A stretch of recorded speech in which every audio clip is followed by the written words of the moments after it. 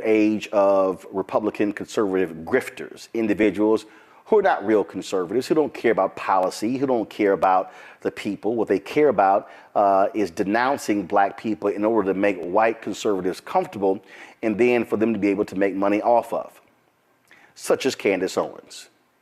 Chris couldn't stand Candace Owens.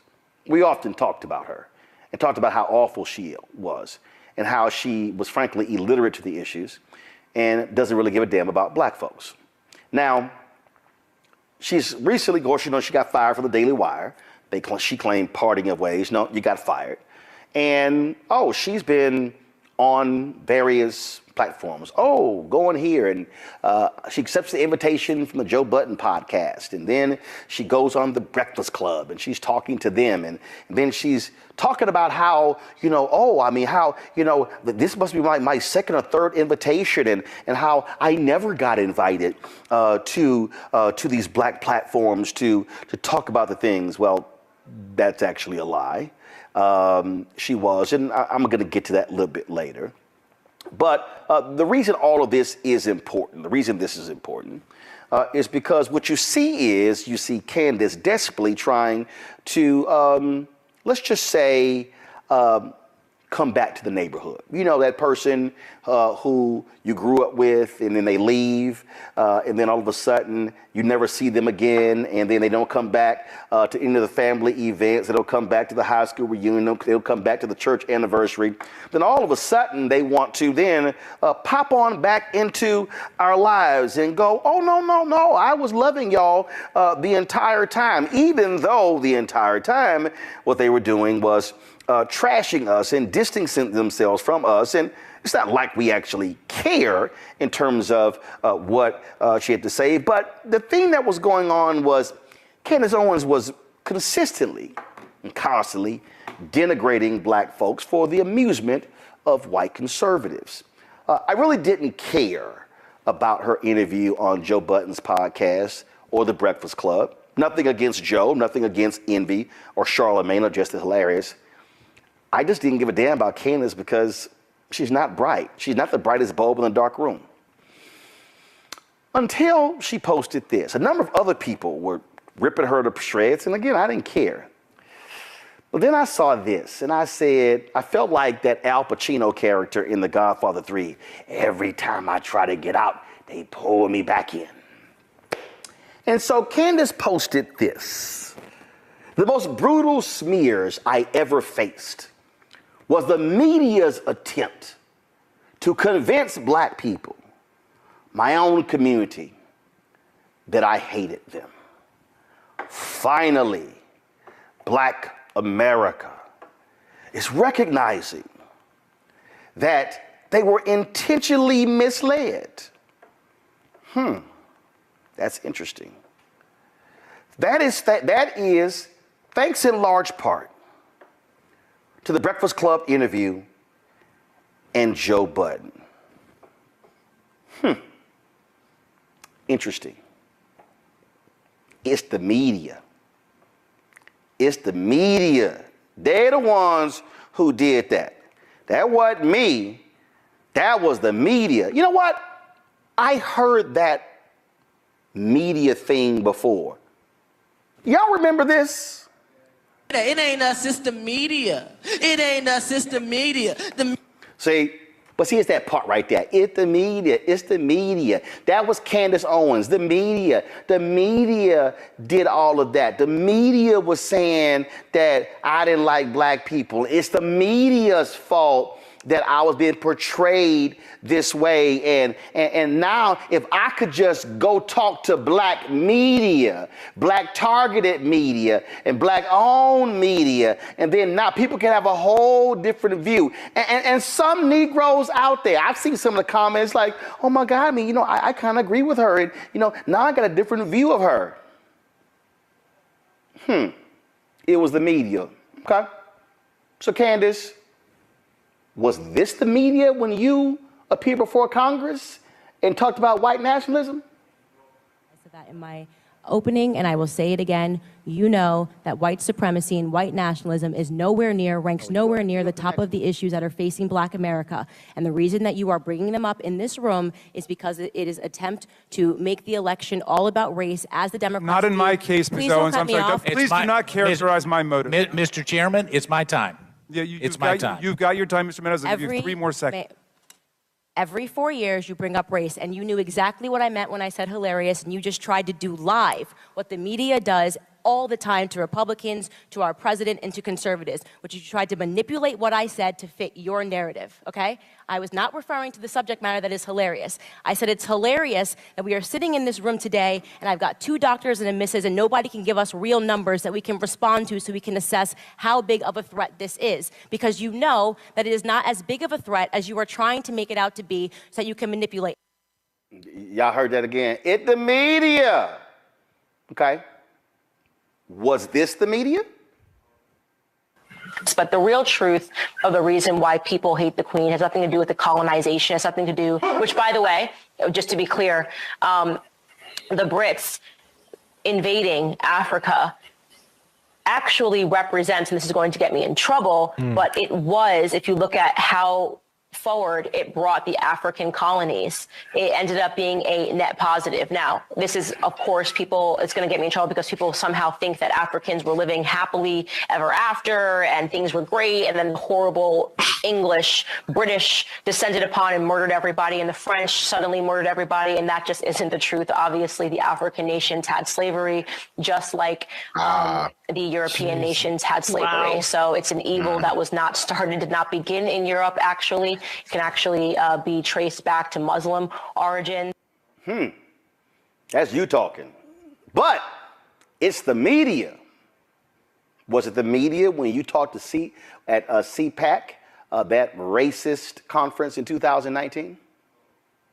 First and foremost, stop selling us our own oppression. Stop taking away our self-confidence by telling us that we can't because of racism, because of slavery. I've never been a slave in this country. Stop telling us that we need to be obsessing over our past when we should be obsessing over our future and the potential that we have.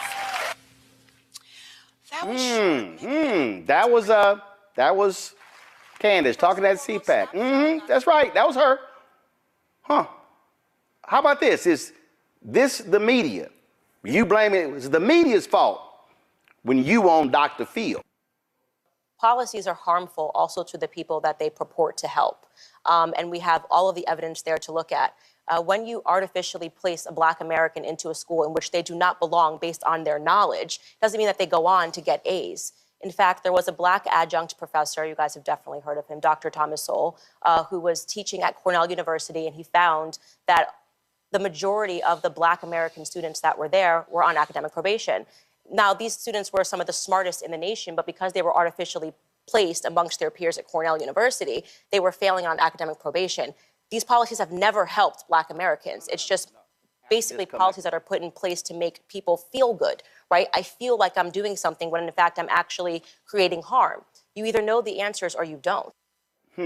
That coming from a college dropout. More of her on Dr. Phil.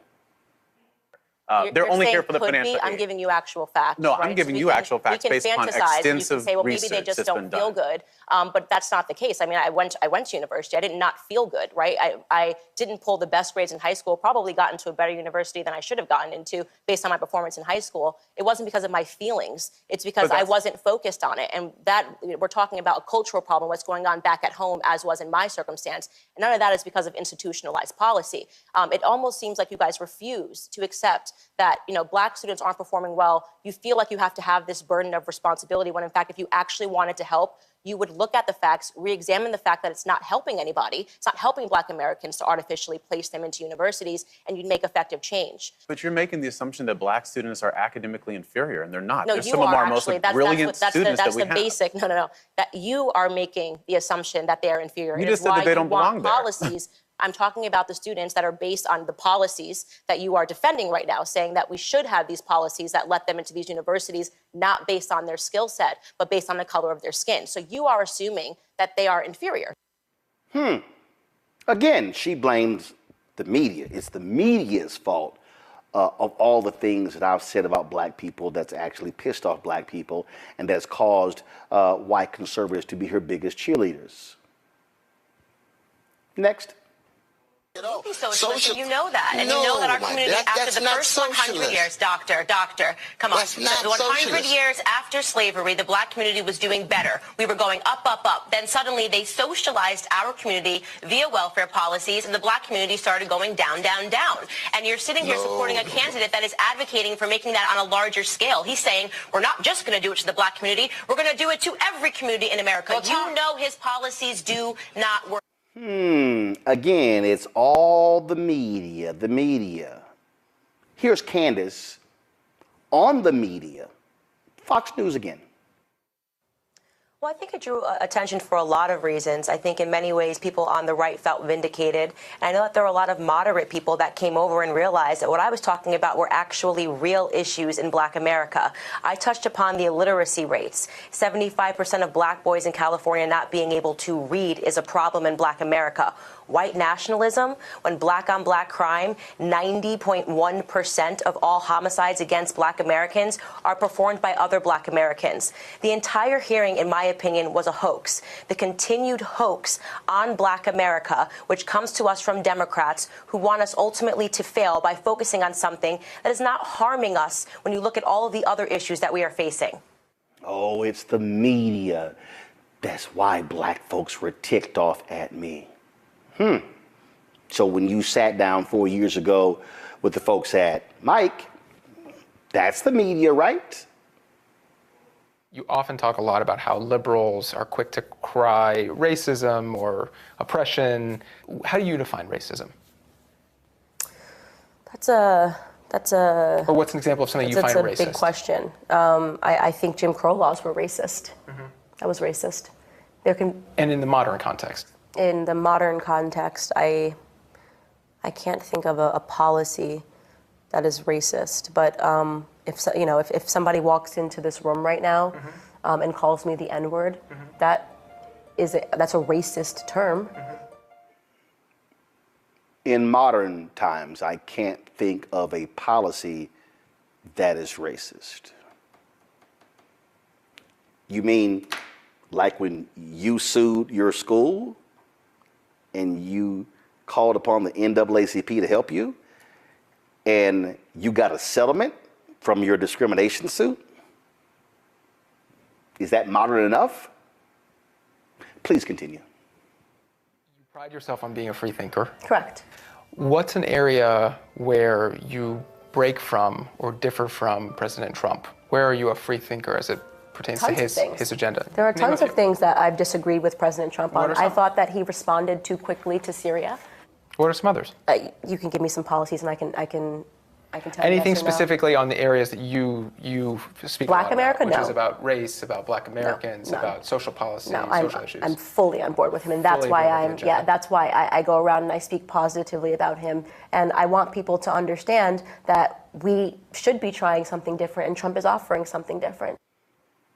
I'm fully on board with everything Donald Trump has said or done about black people, including Charlottesville,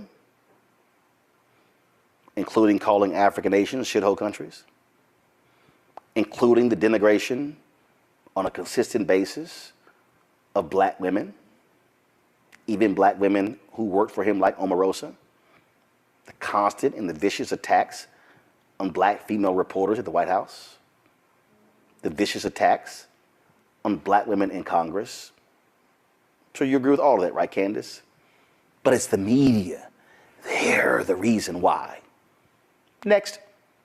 Right, in many ways, she is a victim of the culture, and I've said this over and over again ad nauseum, which is just that victimhood has become almost a mental plague upon black America in particular, because that word racism is being so overused that society is becoming desensitized to it, and we actually can't even recognize it when it actually exists. We think everything is racist. Things that used to be normal conflicts between human beings, getting cut off while you're driving, having a bad correspondence in a grocery store, you should just brush it off off, shrug it off, and move on with your day. Now people are crying and making videos and pleading on Facebook to say, look what I experienced today. I mean, it's sad for her, but I think it also says, as you mentioned earlier, it's something bigger that's happening in culture that needs to be addressed before it goes too far.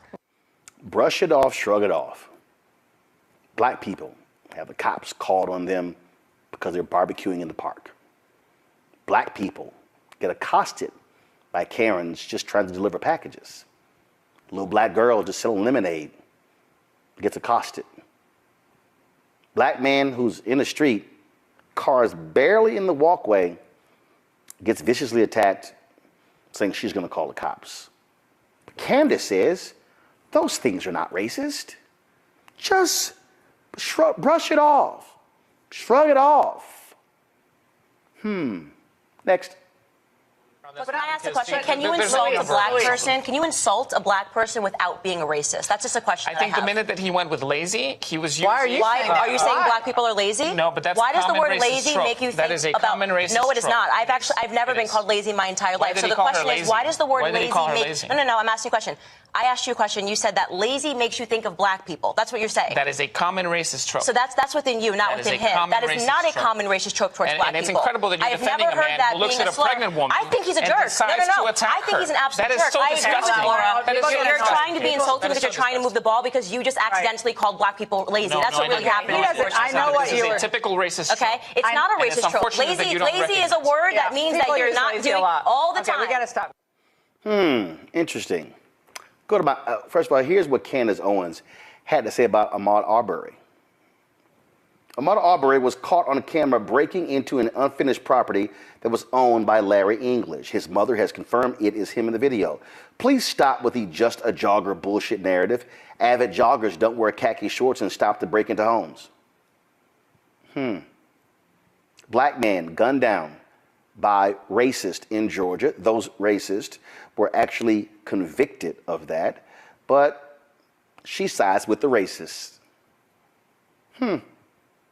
Here's her criticizing LeBron James when he spoke on the issue. Lastly, to King James, who will never be what Kobe and Jordan were off the court because he lacks intellect. That's interesting considering he owns numerous businesses and actually, anyway. Bro, you have multiple homes, white personal chefs, gardeners, and housekeepers. If that's an example of literally being hunted by white people, then sign me up ASAP. That's what she said. Yep. Oh, she added. Black America when 9-year-old Tyshawn Lee is lured from a basketball court down an alleyway and shot dead by a black gang member, crickets, which is a lie. Black America when a repeat burglar is shot dead after breaking into a home, racism, injustice, protest. Our culture is a joke. No, actually, the joke's on you, Candace.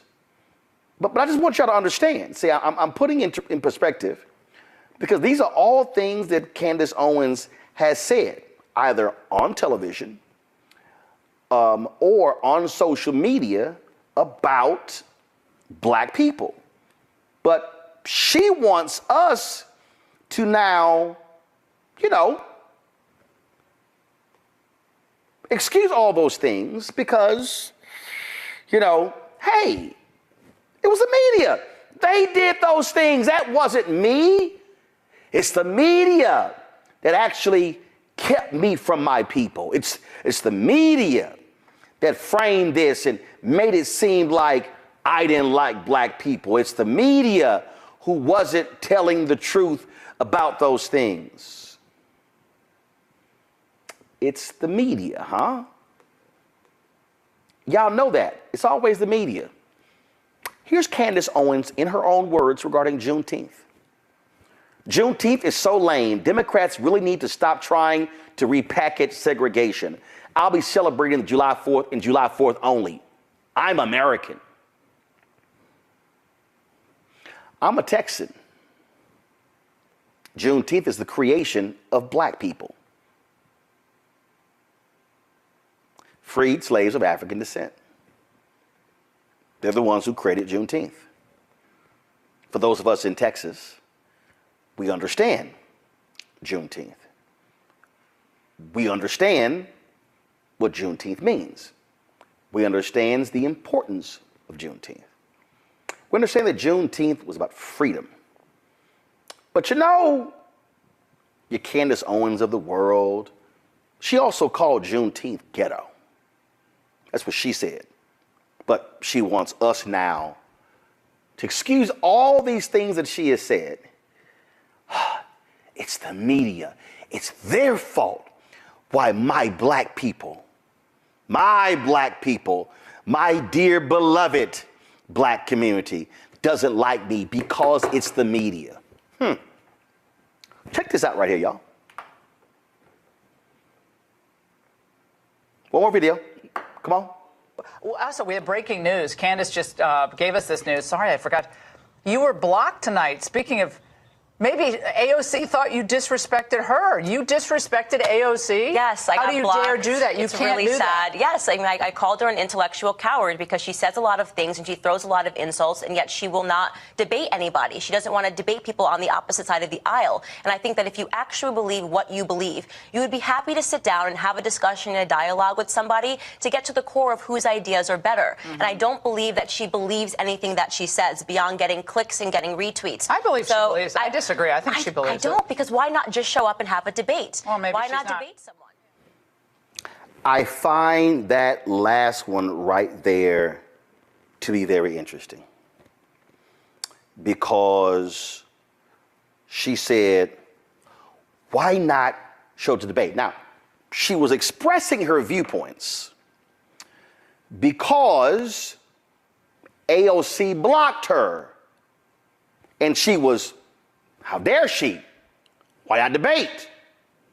Why block somebody who disagrees with you? I find that to be really interesting. Really interesting. Guess who has blocked me on Twitter? Candace Owens. So you're complaining about AOC blocking you, and you're saying, oh, why not have a debate? And why run from it? But that's what you do. Well, let me tell y'all something that went down. 2018, they had the little Blexit conference. And so they were meeting. And so we decided to say, you know what? We're going to attend your conference. Here's the email. Media instructions for the Young Black Leadership Summit 2018. I'm on the email, my then booker, Jackie. And so we get the email from them with the directions about going to the summit. We applied for media credentials. We did. You didn't think we did? Check this out, y'all. Andrew Colvett, and the Turning Point USA, love this. Dear members of the media, on behalf of Turning Point USA, I want to thank you all for applying for a press pass to cover the inaugural Young Black Leadership Summit 2018, hosted by TP USA Director of Communications, Candace Owens, Director of Urban Engagement, Brandon Tatum, and Founder and Executive Director, Charlie Kirk. Well, we have communicated with most of you directly. If you're receiving this email, you have been approved to receive a press pass to cover the entirety of the event. We're looking forward to an amazing summit and are happy for all to be a part of it. You can pick up your media badge tonight, starting at 6 p.m. at the Hyatt Regency Washington in front of Columbia Ballroom, AB. We were like, wow, interesting. You see the schedule here. Donald Trump, he was going to speak, and had the media check in, and they had all this sort of stuff. Special event. They had the White House, and this is how you can register, and all this sort of stuff, and explaining to us the schedule and where things were taking place. And you see the guy, Andrew Colvett, Vice President of Strategic Communications. Oh, my goodness. But then we got this email. Oh, I have to apologize. This email was sent to you in error. Unfortunately, your outlet's press pass request is not approved for this event. I apologize for the mistake. Completely my fault, best Andrew. Andrew, wasn't your fault. The reality is Candace Owens and Charlie Kirk had the press pass canceled. They didn't want us to be there. But see, they couldn't control that White House event, you know, the one they were touting, the one taking place at the White House on October 26, 2018. Guess what happened, y'all? Roe showed up. And so here's what happened outside. Outside, after they had the events inside and I was jousting with a whole bunch of the black folks, I was debating like 10 at one time. It was like talking to children. It was very easy. So we go outside and Candace is out there and she's got on this gray flannel outfit and coat hanging off her shoulders like she's Melania. And she's speaking on a bullhorn. And so I'm standing off to the side and I'm just watching this whole spectacle, y'all. And then all of a sudden she comes to do an interview. So she's probably about 15, 20 feet from me. And when she finishes the interview, y'all, she turns around and she sees me. And this is what happens. She was talking, then she goes.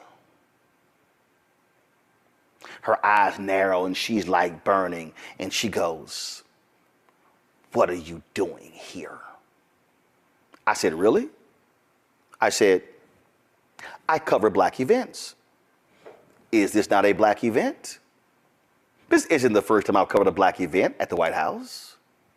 How dare you? You don't need to be." So then she starts just ranting and raving. I'm laughing. Then she tells me, "That's right. You called me a coon. You called me an Uncle Tom, and that's why I blocked you." I said, "Candace, you're a liar." I said, "I don't even allow those terms to be used on my show or on my timeline. And I dare you to show me the tweet why I called you an Uncle Tom or called you a coon." And then one of her other little black minions, he comes by. He's like, "Yeah, we're going to show you. We got it." I said, "Oh, please, I'll bet you $1,000 you can't find it." And then she storms off in a huff with her coat off her shoulders and she runs and walks off. Then little Charlie Kirk, his little racist ass, he comes up to me and he goes, "How you doing?" I was like, "How you doing?" And he just looks at me.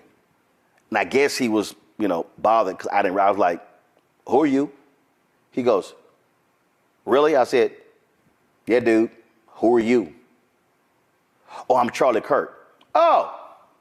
I said, "You've been running for me too. I said, why won't y'all come on the show to do a debate?" "I'm going to have to check with Candace." I said, "Wait a minute, I'm sorry. Don't she work for you? Why you got to check with her? It's supposed to be your organization." Neither one of them wanted to come debate. Now, why am I unpacking all of this?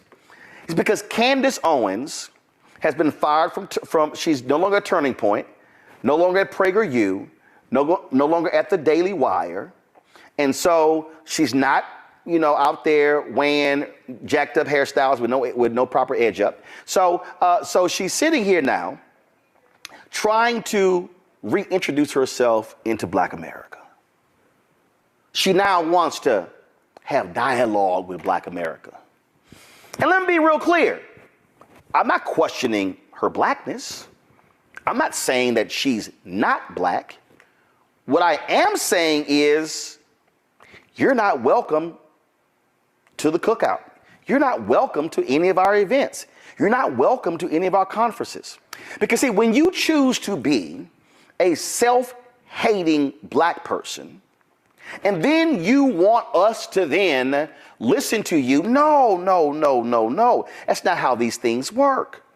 Because see, what you are desperate for, you are now desperate for a platform, and you think that, let me just say, the things that I want to say. Let me just say these. No, that's not how these things work. Because see, Candace, you have trashed black people. You have denigrated black people. You have called us victims. You have danced before white conservatives. And you enjoyed your time on that stage, vilifying black people, trashing black people left and right. And now you actually want to come back and have conversations with black people. And you want us to accept that. You want us to forget all of the things that you said. See, we can't do that, y'all. We can't forget all the stuff that you said. Sort of reminds me of that Elmer Fudd sounding fool, Jesse Lee Peterson. He has said some of the most vile, despicable things about black people you've ever heard in your life. So remember when I did that podcast, PBD, Patrick Bet David, called himself an independent who's a conservative? No. So check this out. So we got this email here. Hello, Tanya. I just left you a voicemail. My name's Tony Naimi, a talent booker for the PBD broadcast. They wanted to extend an invite to me to be on their podcast with Jesse Lee Peterson. As you know from Roland's previous appearance on the show, PDB is a fair and balanced host who respects his guests' views and missions. He ain't fair and balanced, especially if you saw my post where he couldn't even, the first time I was on there. Please let me know what we can do to get this arranged. I look forward to your reply. Oh, I replied. Because see, normally, when you have these, these things, people just sort of say, no, I'll pass. I couldn't do that. I said this, Tanya, pass on your email to me. Let me be blunt as possible. I will never appear with Jesse Lee Peterson. As the song by Bishop Bullwinkle, Hail to the No. He is one of the dumbest, ignorant, and uninformed individuals I've ever met. I've encountered him before. He kills brain cells. He's even beneath Jason Whitlock, and that is hard to do. I've turned down doing his show directly. Jesse Lee Peterson is a grifting real Elmer Fudd. That means he is beneath me in every intellectual category, and I can't even believe PBD would even ask me to appear with that dumbass. So I had extended an invite 6 years ago when Candace was running her mouth, her and Charlie Kirk. I have no desire to talk to Candace Owens. There will not be an invite extended to Candace Owens. Because Candace, you said all you need to say about black people. We heard you loud and clear. You can now try to blame the media. You can now try to say, well, my words were twisted. But the reality is you said it. It came out of your mouth. And so you can, by all means, you can keep your unseasoned chicken. By all means, you can keep your jacked up edges. By all means, Candace, you can have your potato salad with raisins in it. By all means, you can have your pumpkin pie instead of sweet potato pie. By all means, you can stay exactly where you are in Nashville with your husband, and you can sit here and keep spouting off the nonsense that you always say. But what you will not do is come on this show and show your face and bring your weak, tired, incoherent, nonsensical, trifling comments that have dismissed, denigrated, and degraded black people for the last several years. I hope you made a lot of money doing what you did. I hope that the show that you were engaged in was quite successful for you.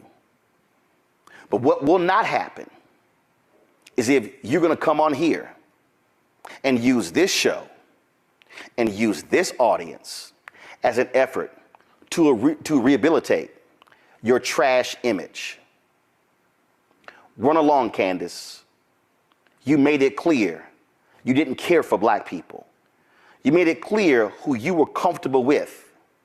So by all means, stay with them, because we have absolutely no use for you in our pursuit to end inequality and to fight for justice and for righteousness when it comes to people of African descent in this country.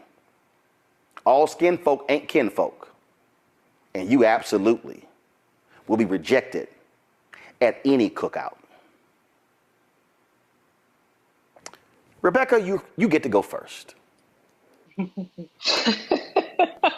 I mean, Roland, you said it all. And here's the thing. The issue is, I don't care if white media told me to hate Candace, whatever.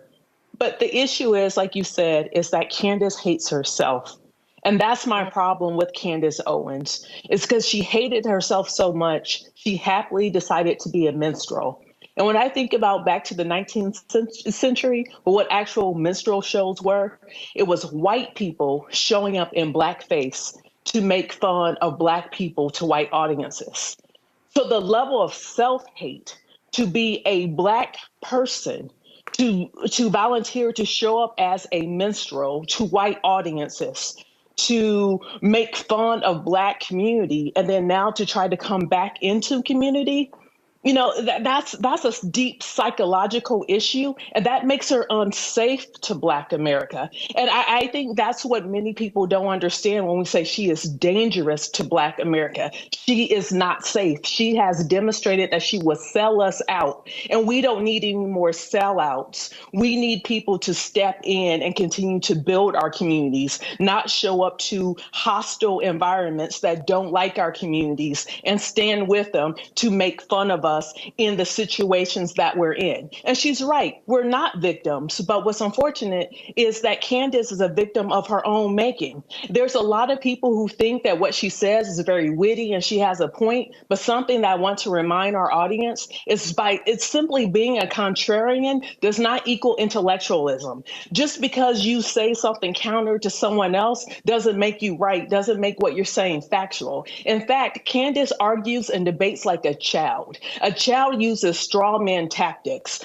For example, if you tell your child, hey, it's time to go to bed, and your child turns around and says, I hate you. That's what a child does. And that's what Candace does. She's a one-trick pony when she's actually trying to debate issues because she does not have the intellectual depth. She does not have the historical knowledge. She does not have the fortitude to actually have real conversations about issues concerning and of the Black community in this country. Instead, she employs straw man tactics where she sets up a false or exaggerated argument, and then she tries to counter the false or exaggerated argument that she sets up. So she is not even honest when she's having debates. When you look at her constant framing, like that Fox News clip where she tried to tell that brother there, like, oh no, you tried to call Black people lazy. I have never been called lazy, when all of us know that the lazy trope has been a target towards Black folks by racist white people in this country by saying that we are lazy. We all know the historical context of that. So for her to set up that straw man argument to try to reframe and say, oh no, well, you're the racist because you're calling Black people lazy because you're saying Black people are lazy. That's what you believe. That is a bunch of BS. That should be beneath Candace, but it's not, because she is a minstrel. She doesn't even require the paint on her face to actually do real blackface. And so one thing she needs to understand is that the very racists who put her on different platforms and wanted her to use her as a tool of anti-Blackness, they're tired of her. They are dismissing her because she is no longer of value to them. And that is a very cold place to be in, Candace. And you know what? I don't feel for you. I actually have empathy for you because the level of hatred of yourself that allowed you to sink that low. Robert, as I said at the outset, with the death of Chris Metchler, I know many Black conservatives, Black Republicans. Friends with them, Michael Steele, of course, Alphonso Jackson, a former HUD secretary. My man Michael Williams worked in the Reagan administration. I mean, I can go on. I mean, my man Bob Brown, of course, in the Nixon administration. I can go on and on and on. So I don't have any anger or resentment. I don't attack Black Republicans. I know individuals who are real Black Republicans, K. Cole James and others, who actually do things for Black people. But I know grifters like Candace Owens, like that fool, Officer Tatum, whatever his name is. I know when I see them, and what you're not gonna do, you're not gonna use us as props in your redemptive tour after you attacked us mercilessly for the last 8 years. A couple things. think that we also can't lose the reason that Candace got fired from her job in the first place, which is she started talking about the Jewish community the same way she has been talking about the black community, and forgot that they actually are the people who signed her paycheck, and she was summarily shown the back door. You came to talk about everybody else crazy the same way you talk about your own people, because you're only useful in talking about black folks to them. You are not useful criticizing the Jewish community or Israel or anybody else, and therefore she was given her walking papers. It's an important point to make on that. But when we talked earlier about COINTELPRO, for the people who aren't familiar, we're talking about counterintelligence programs that the CIA and the FBI used throughout the civil rights movement to undermine black movements. So they would take somebody, let's say somebody who was in college, but they were about to fail out. They filed a lawsuit against the school to try to get a settlement. They don't have a degree. They don't have any work experience. They really don't have any justifiable reason for anybody to listen to them. And then they prop them up. They turn them into a voice for that community. They put them in front of people. They put them on cable news. They put them on speaking tours. They bring them to the White House. They make them the spokesperson for the president when it comes to black issues. That's what they would do if it was a COINTELPRO program. They would take an individual like that. Again, no education, no work experience, no justifiable reason to have a conversation with them on these issues at all, no level of expertise, and they will give them just directly those talking points for them to recite back in public as actors. Remember, Ronald Reagan was an actor. Nancy Reagan was an actor, well known on the Hollywood lots back in the old days. And so when someone like Candace Owens shows up, you have to understand how to specifically point out and understand COINTELPRO when you see it. That's just a voice that's created out of nowhere. That is a thing that young people, Gen Z now, they call them industry plants. They just show up out of nowhere. Suddenly they're put into the limelight, put into the forefront, given a voice, and the only thing they have to say are things to tear down and destroy the black community. Candace Owens is no different than Sexy Red or Ice Spice. Just a creation out of nowhere, no known talent, no known ability to actually produce anything positive for the black community. Their only use is for the majority culture to destroy black communities, and that's all they are, the modern version of COINTELPRO industry plants that are used to tear down black communities. Julian, during the when Mike Pence was there in the White House, there was an event at the White House, and at that particular event, he was meeting with some black Republicans, some black conservatives. And at the meeting, Kay Cole James, who then was heading the Heritage Foundation, she was invited there. Also, Elroy Saylor, who was former chief of staff for Congressman J.C. Watts, was there. There were some other people who were there as well. And at the insistence of somebody, Trump or somebody else, at their insistence, they insisted that Candace Owens be invited. Now, she was not on Pence's list. He did not invite her. I was told Pence was not happy at all that he had to entertain her. And I'm trying to find it. But there was a photo that was taken, and Candace's ass was cropped out of the photo. And Pence thanked those who were there, did not mention her at all. Well, something happened during the meeting, and Candace, again, not a lightweight. I mean, not a featherweight, a flyweight. And so she descends, she starts, and I was told this by one of the participants, she starts just walk, walk, walk, walk, walk. And Kay Cole James, who is well known in black conservative circles, Kay Cole James, again, who was the first black leader of the Heritage Foundation, Kay Cole James, and if any of y'all want to see, I actually did an interview. So again, this is a perfect example when people say that I don't talk to black conservatives. Actually, I do. I sat down, did an interview with Kay Cole James in her office, and we talked about her leadership there. And so what was interesting is Candace begins her little, her little line trying to diss black people. And all of a sudden, the auntie in Kay Cole James comes out, Julian, in the meeting. The auntie comes out in the meeting. And I was told, she said, little girl, you don't know what you're talking about. And then began to scold her. And then began to teach her. Began to break her down about the subject matter at hand and thoroughly embarrassed her in front of the Vice President of the United States. She had to teach her a little lesson.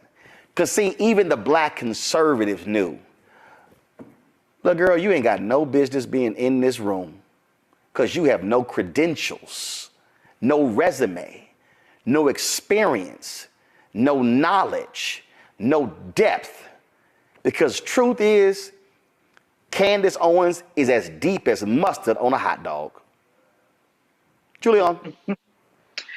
Well, you know, you have impeccably laid out your case with the clips. Rebecca has impeccably talked about the menstrually that is part of what this woman's DNA is. I just, frankly, Roland, loving you in this program as I do, wonder why we would waste so much time on such a nitwit. Because that's what she is. She's a nitwit. She's a lightweight. She has no credentials, and she's a liar. I mean, beyond all that, she is a liar. I mean, we could completely debunk her if she's trying to have some comeback tour, but I don't know where she could come back to. Look at that. I mean, seriously, look at that. First of all, comb your hair before you go on television. You know, that's number one, part of the Black girl code. But it's more than that. I mean, she looks bad, but she talks bad. The particular clip that I was most incensed by is when she said we have made more progress after slavery than we have now. She ignores the entirety of the history that I'm researching now for my book about lynching, the lynching culture, the wealth gap, and reparations. She ignores the fact that we might have had more had there not been laws put into place to prevent us from accumulating, laws put into place to prevent us from going to school.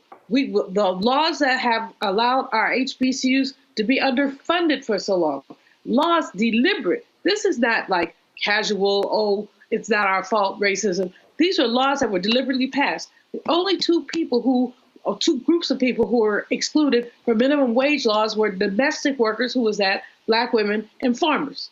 Domestic workers excluded, which meant that white women could give you whatever as your pay. Take some food home, why don't you? Here's some old clothes. Ignoring all of that humiliating history, not to mention the economic lynchings that took place. When we accumulated, many were lynched. I think of the story of Isidore Duncan, wealthy Black man in Arkansas, had money in his pocket to go pay his workers. He was so wealthy, he had sharecroppers. They found his body chained to a tree and lit on fire. Found him 3 days later. And there's stories like this. You hear me all the time. I can tell these stories. Ida B. Wells' three friends started a store to compete with a white man. They were lynched. Economic lynching. This girl has no knowledge. She dropped out of college, but one would think she dropped out of high school, which, by the way, she earned $37,000 for suing her high school district because she received racist phone calls. But there's no racism, girl. Please. Well, what do they say? Bye, Felicia, something like that? And that just disappear. Candace, the friendly ghost, go away. So again, if any others out there, y'all in Black-owned, Black-targeted media, y'all gonna have all the conversations you want. But she will not be darkening this doorway and walking into this Black-owned media studio, because I don't have time to talk to flyweights. Fanbase is pioneering a new era of social media and investment. This next generation social app has already raised $10 million and has just opened a new round to invest. For details on how to invest, visit startengine.com/fanbase or scan the QR code.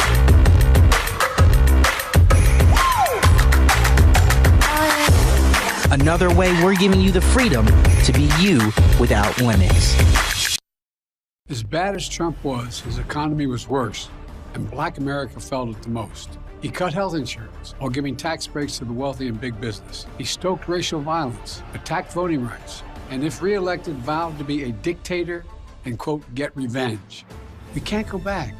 As president, I put money in pockets, creating millions of new jobs, and capped the cost of insulin at $35 a month. There's a lot more to do, but we can do it together. I'm Joe Biden, and I approve this.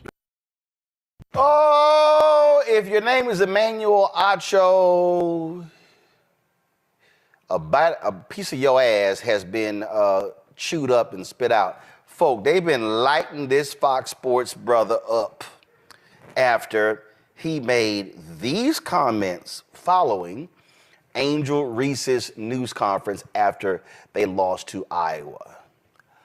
I'm sure y'all heard it. Press play. I'm about to give a gender-neutral, racially indifferent take. Now, if you want to say, well, Acho, cater your take based upon gender, Acho, cater your take based upon race, I will understand that. But I'm about to give a gender-neutral, racially indifferent take. Angel Reese, you can't beat a big bad wolf, but then kind of cry like Courage the Cowardly Dog.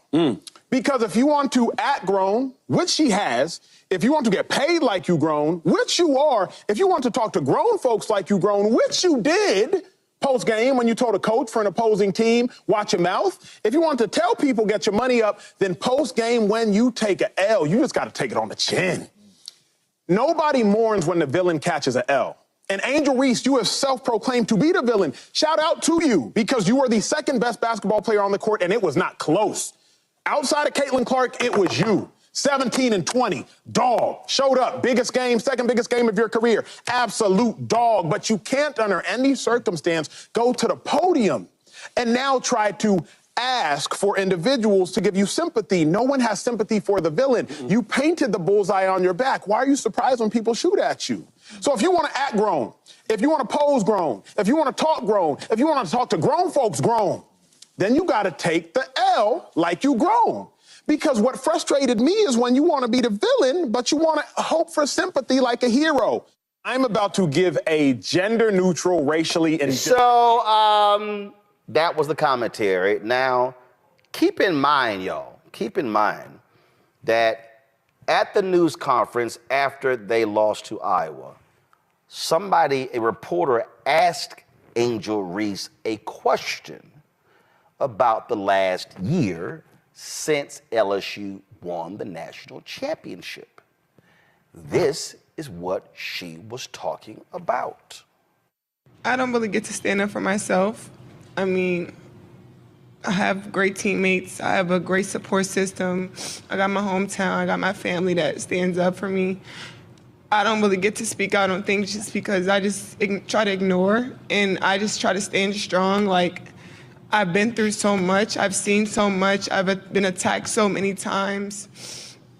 Death threats. I've been sexualized. I've been threatened. I've been so many things, and I've stood strong every single time. And I just try to stand strong for my teammates because I don't want them to see me down and, like, not be there for them. So I just want them to always just know, like, I'm still a human. Like, all this has happened since I won the national championship, and I said the other day, I haven't had peace since then. And it sucks, but I still wouldn't change. I wouldn't change anything, and I would still sit here and say, like, I'm unapologetically me. I'm gonna always leave that mark and be who I am and stand on that. And hopefully the little girls that look up to me, and hopefully I give them some type of inspiration that, no, hopefully it's not this hard and all the things that come at you, but keep being who you are, keep waking up every day, keep being motivated, staying who you are, staying 10 toes, don't back down, and just be confident. I don't really get to stand up. That was what she was talking about. Well, in the past few hours, let's just say Acho got a earful, and this was today's video. I just want to say a quick thank you to everyone who has respectfully reprimanded me and offered brilliant opinions on the Angel Reese conversation. I do not believe there is any one way to think about things, but thank you to the Ryan Clarks, the Essence Atkinses, the Bozema St. John's, the Trellas, the different individuals who is publicly and privately just giving me good wisdom, good feedback, good discernment. I understand. I think life is all about understanding. And so I just want to applaud those publicly, you watching, and those privately who have respectfully, the operative word there being respectfully, who have respectfully reprimanded me. Matt Barnes, incredibly wise words. So I thank all of you all for that. I do not stand on a hill saying that I am right and you are wrong. I simply stand on a place saying, hey, this is what I believe. What do you believe? Let's listen to one another and construct a collective belief. So love to everybody who's respectfully reprimanded me, and I appreciate it so very much. Thank you all for that. All right. So I just want to let y'all know something. Roland is not a body language expert, but y'all can go ahead and show it. Let me explain something to you. Come on, show it. When you're talking and you're rubbing your neck, y'all need to give me a 2-shot. Y'all need to put a 2-shot. See, when you talking like this here, and you come on, in 2 box. See, when you doing this here, and then you doing this here, you like, I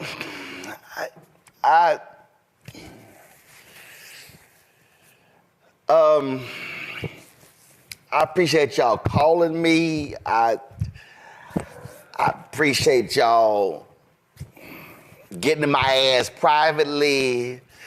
I appreciate y'all, letting me know that my ignorant ass sounded like a damn fool. I really respectfully. Is it warm in here? Am I the only one? Is it? That's really what you just saw right there.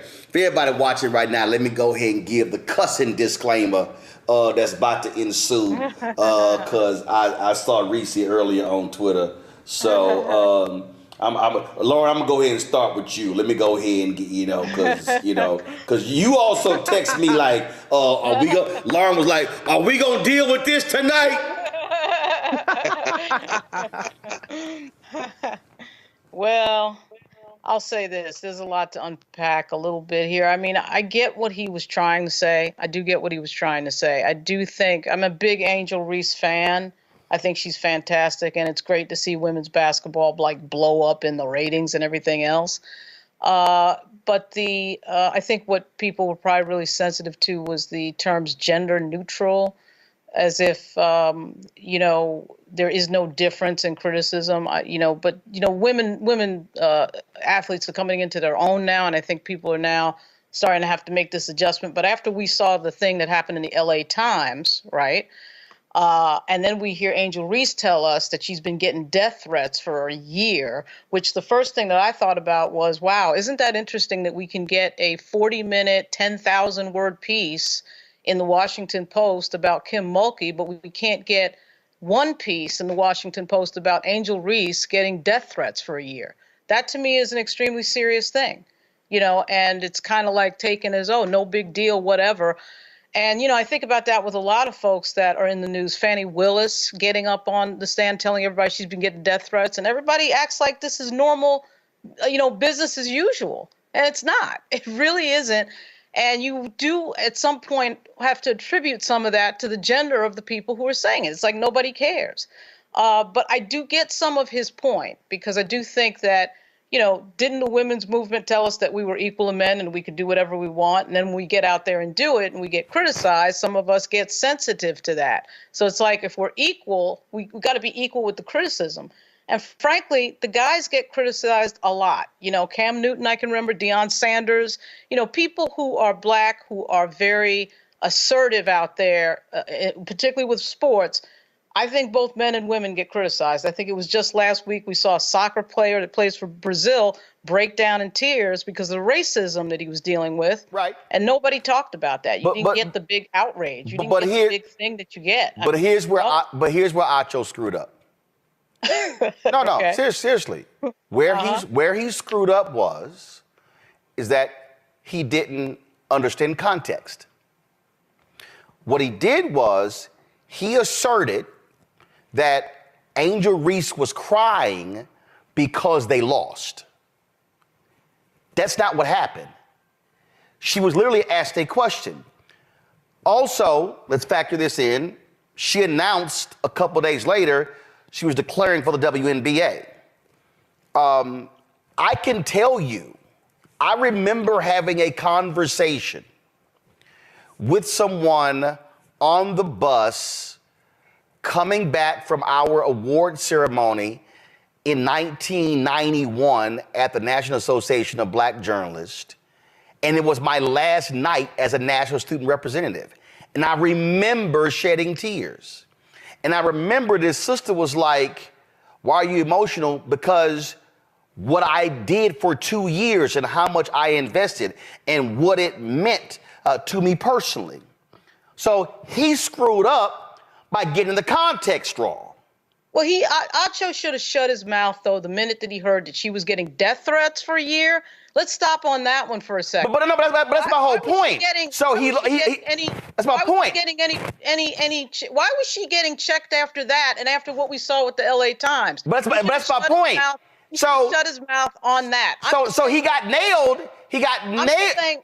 Yeah, he got. I mean, look, it wasn't like she came in and was crying because they lost the game. But here's the deal: even if she cried after the loss, I've seen men cry after their last game.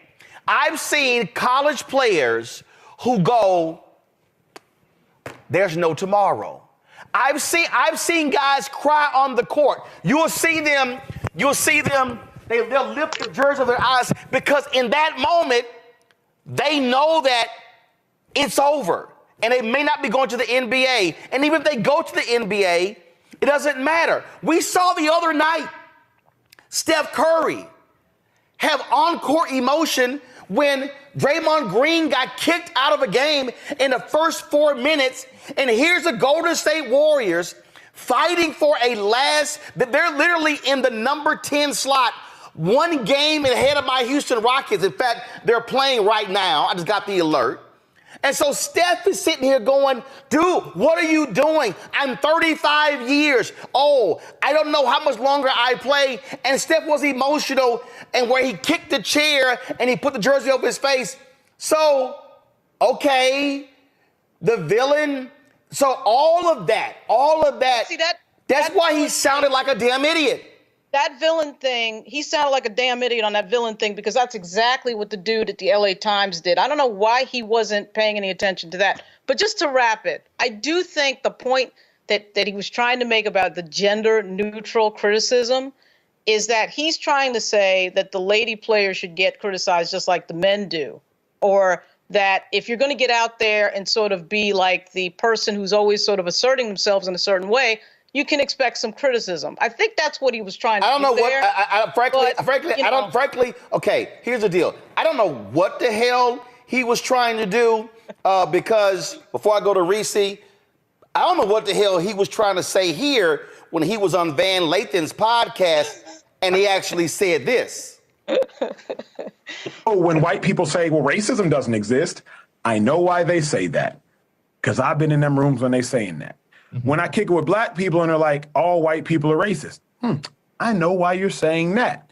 All the while, I have the privilege and luxury of not having generational trauma because my parents were born in Nigeria. So man, my method is removing some of the sting because I don't have that sting and trying to deliver a message in a manner that people can receive it. Okay.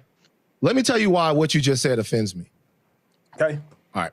You saying that you don't have generational trauma and you didn't mean it this way, but the reason, and it's, I have to name it, you saying that you don't have any generational trauma in some way meaning, or that in some way meaning that your delivery method to white people is going to be either more effective or more sanitized is, to me, dangerous. And let me tell you why. Everybody that you just named and what you're talking about does what they do in different ways. I don't think that any of the things that they do are necessarily harmful, But what I could say is a black man, a prominent one, acting as an emotional butler for white people and serving them the most milquetoast, unspicy, unseasoned brand of racial discourse and accountability possible could definitely be harmful. Like, we're fighting for our lives. And to me, having a conversation like that at that particular time, it's not that it's a different method. Everybody has a different method. Is that it's the wrong method, is that it gives cover for. Reese. Wow. Is it my turn? Yes. You know, I have to say, I thoroughly enjoyed, and somebody tagged me on that apology video, his emphasis on respectful and respectfully reprimanding him. And I have to say, fuck your respectful, because I think that it is arrogant and ridiculous to expect, and this is a very normalized thing, that people expect deference to their feelings when they just shitted on a black woman unprovoked. Okay, here you have a young black woman who has been subjected to death threats, who had AI porn. Okay, that's what she meant when she said sexualized, because they made fake porn of her through AI, and she had to defend that, and has been called a slave and all kind of racist insults. I mean, hell, let's throw Dr. Jill Biden in there. She was gonna invite the losing team because she liked, you know, Caitlin Clark and Angel Reese taunted her a little bit. Yeah, last year. That was last year. But I'm saying you've had a person who is literally tearfully pleading for her humanity. That was not a sports conversation. That was a human being talking about her humanity and just asking for people to treat her like a human being. And he missed all of that shit because he saw a chance to dunk on, punch down, and shit on a black woman who lost. A black woman who came to prominence because she was a champion, because of her style, because of her confidence, because of her bravado. And here's the first time where you get to say, aha, bitch, and you took it. And you tried to play the whole gender neutral and racially indifferent thing, when that's bullshit, because that's exactly why people have the hot takes that they do. There are a lot of people that have confidence, that do the trash talk. That makes it entertaining. That's part of the reason why you're seeing record ticket sales for women's basketball and ratings. And that's part of the reason why you have, for the first time this year, women's basketball being able to even use March Madness branding. So it's bullshit to try to sit up there and disregard that and to attach words. I understand it's a cartoon character like Courage the Cowardly Dog because she showed emotion. Well, which one is it? You don't want her to be the biggest, baddest bitch who is, you know, who's leaning into, and mind you, as a defense mechanism, leaning into the villain role, because they're going to paint her with that no matter what. Anytime a black woman opens up her mouth, she's a villain, period. So, okay, maybe she leaned into it. She made some enough, but good for her. I ain't mad at that. But that has nothing to do on court with what she was talking about in that interview. You don't hear Angel Reese out there, you know, failing drug tests, fucking with people or anything like that. She has respect from her peers. Caitlin Clark, the darling of white America basketball, has expressed respect for her. So how did he miss all of that shit? How did he miss the moment? How did he miss the message? It's because it was a black woman who had the audacity to be confident, who had the audacity to affirm her own confidence and encourage other girls, not even specifically black girls, but other girls who look up to her, to maintain their steadfastness in being confident. And so I applaud her. That's not cowardly. That's actually courageous. And you can be a champion and you win some and you lose some. But at the end of the day, we need to move forward with humanity. So I was one of those people that disrespectfully reprimanded him. And I will rhetorically stomp a hole in your ass every time people feel comfortable coming for and shitting on black women for doing nothing more than having the audacity to be unapologetically confident and excellent, period. I have a feeling where Greg is going to go, but I'm going to hold this. No, you should say it. You should say it. No. I got something queued up, but I have a feeling Greg is going to go there instead. But Greg, go right ahead. I don't know. I mean, look, everybody. This is why we have to have the Black Star Network. We can't have this conversation in white spaces. Brother Samuel Acho, Igbo brother, ask your mama and daddy about generational trauma. There's a little thing called the Biafran War in Nigeria. Ask your people, the Igbo people, because clearly you didn't learn it at home, and you damn sure didn't learn it at University of Texas, Austin. That's probably why DEI is important. You should have took a Black Studies class there, or an African Studies class. You know, Toyin Falola is the University of Texas, Austin. He's an Igbo man. Maybe you should ask your people about generational conflict when it comes to difference, because sometimes it can be black on black. Don't get me started on that. So we can kind of put him to the side. But the reason, you know, the man, he rubbing his neck and stuff, he don't want to lose his job because everybody's come for him. And I think that this is the issue. This is the issue. Now, I've been a fan of the women's game since, you know, my girlfriend was a forward at Tennessee State for the Tiger Gems, which is part of the problem. You know, HBCU women's teams used to have their own identities. They weren't lady anything. Now these Negroes have forgotten their history. Now they're the Lady Tiger is the lady, whatever. No. Tiger Bells, Tiger Gems, Tiger Sharks. And that speaks to the point. I've never been a fan of slave master politics and plantation athletics. You know, I'm from Tennessee. I was in New Orleans over the weekend for the National Association of Black Social Workers. And they love those black. They love Flagey. They love Angel Reese till they lose. And at that point, the N-word throws freely, like the Mississippi. The point is this, you know, an old girl, the coach, Kim Mulkey, she dodged a bullet. She dodged a bullet. The LA Times did her a favor because I read that full, like y'all did, the full article in the Washington Post. And, you know, nobody who, you know, Du Bois and Black Reconstruction would have called her probably the poor white, you know, the striver. But I lived in Philly for 17 years, so I remember when John Chaney threatened to kick John Calipari's ass when he was coaching at UMass. And that's when Marcus Camby and boys was up there. And John Chaney, whose boys were always in class, who practiced at 6 a.m. so they could never have an excuse for missing class. You know, that Don Staley mentality, Don Staley coming out of Dobbins High School in North Philly, you know, I'm not sure that any of Don Staley's girls would be in Sports Illustrated swimsuit. But again, I'm having a serious conversation here. I'm coming to this point. This isn't a critique of Angel Reese. I'm looking at the coaches. I'm looking at the mentality. I'm looking at the uses and abuses of black people. I'm looking at the race war that is athletics.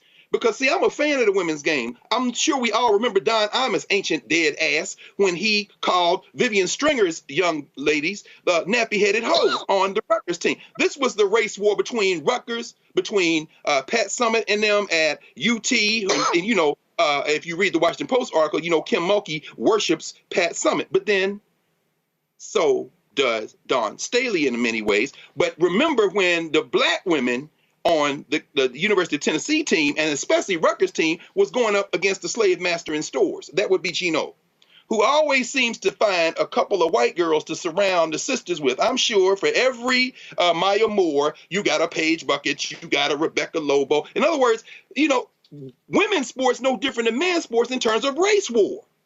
And what I'm saying is that anytime I see a person like Kim Mulkey, got all these sisters down there in the bayou in a racist as hell Louisiana State, Baton Rouge, and then you basically don't care what they do as long as they help you win a championship. Shout out, of course, to Kim Mulkey, who ain't say a damn thing when the sister who got her a national championship was locked up in Russia because she MAGA as hell. They mad at her about the national anthem. Trust. That's a woman who would have I don't even want to see where she might have the tattoo play because I don't need to see anything on Kim Mulkey's body. But I'm saying she did not take those players off because of the national anthem. She MAGA as it gets in many ways. The point I'm trying to make is when you get to this, Samuel Acho is look, man, you're not even a sideshow in this. You're not even a sideshow in this. What you have is young people. And, you know, I got all the room in the world for young people. But you got young people in a space where these coaches in a plantation system, if they're not black women coaching them, and I'm very serious about this, they will engender this sense of anything goes that will have a sister from West Baltimore trash talking the white girl, because that's what she would do. And we all love it until it goes sideways. Were those tears because of the abuse? Absolutely. And you're right. She should, look, the minute you hear death threat, all bets are off. At the same time, of course, you are crying in part because you lost, because there's all this emotion there, because you want to beat these white girls. and you want to keep going. But you know what? When the national championship is played, the only thing that I see flawed about Dawn Staley in South Carolina is that I wish there was one more word added to her title. Head coach, South Carolina State. I swear, I wish these black players would go play for black coaches at HBCUs, because once you go to these white schools and you up under these plantation system people, it becomes race war, and it's not gender. It's Shamika Holtzclaw at UT and Candace Parker and them. It's, remember, UNLV under Tarkanian. Remember the University of Miami football team. In other words, it's always proxy waste war, and they love their Negroes until they lose. Samuel Acho, brother, you wandered out in the middle of a race war and caught a stray, and you need a little bit more history before you start saying you don't identify with generational trauma. Because, son, what you don't know is a lot.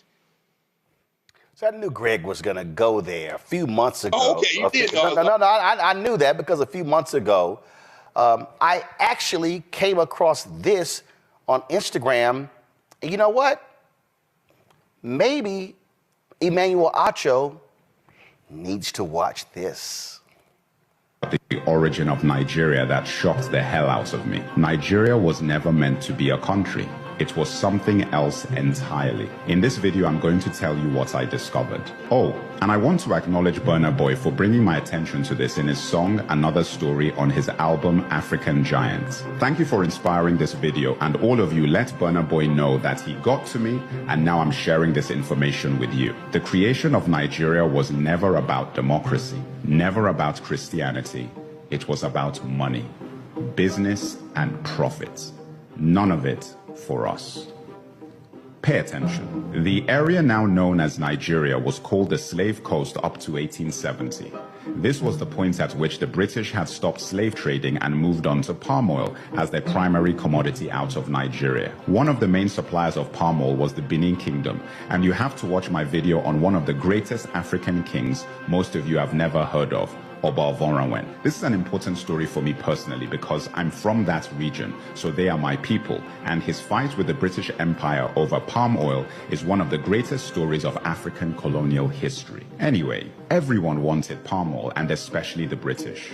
A man called George Goldie set up the United African Company in 1879, which was then changed to the National African Company. He structured the palm oil business in the Niger Delta region, and by 1884 he had a monopoly that the British could exploit. So in 1886, Goldie violated the agreement he had made with the chiefs and moved his operations into River Niger and Benue.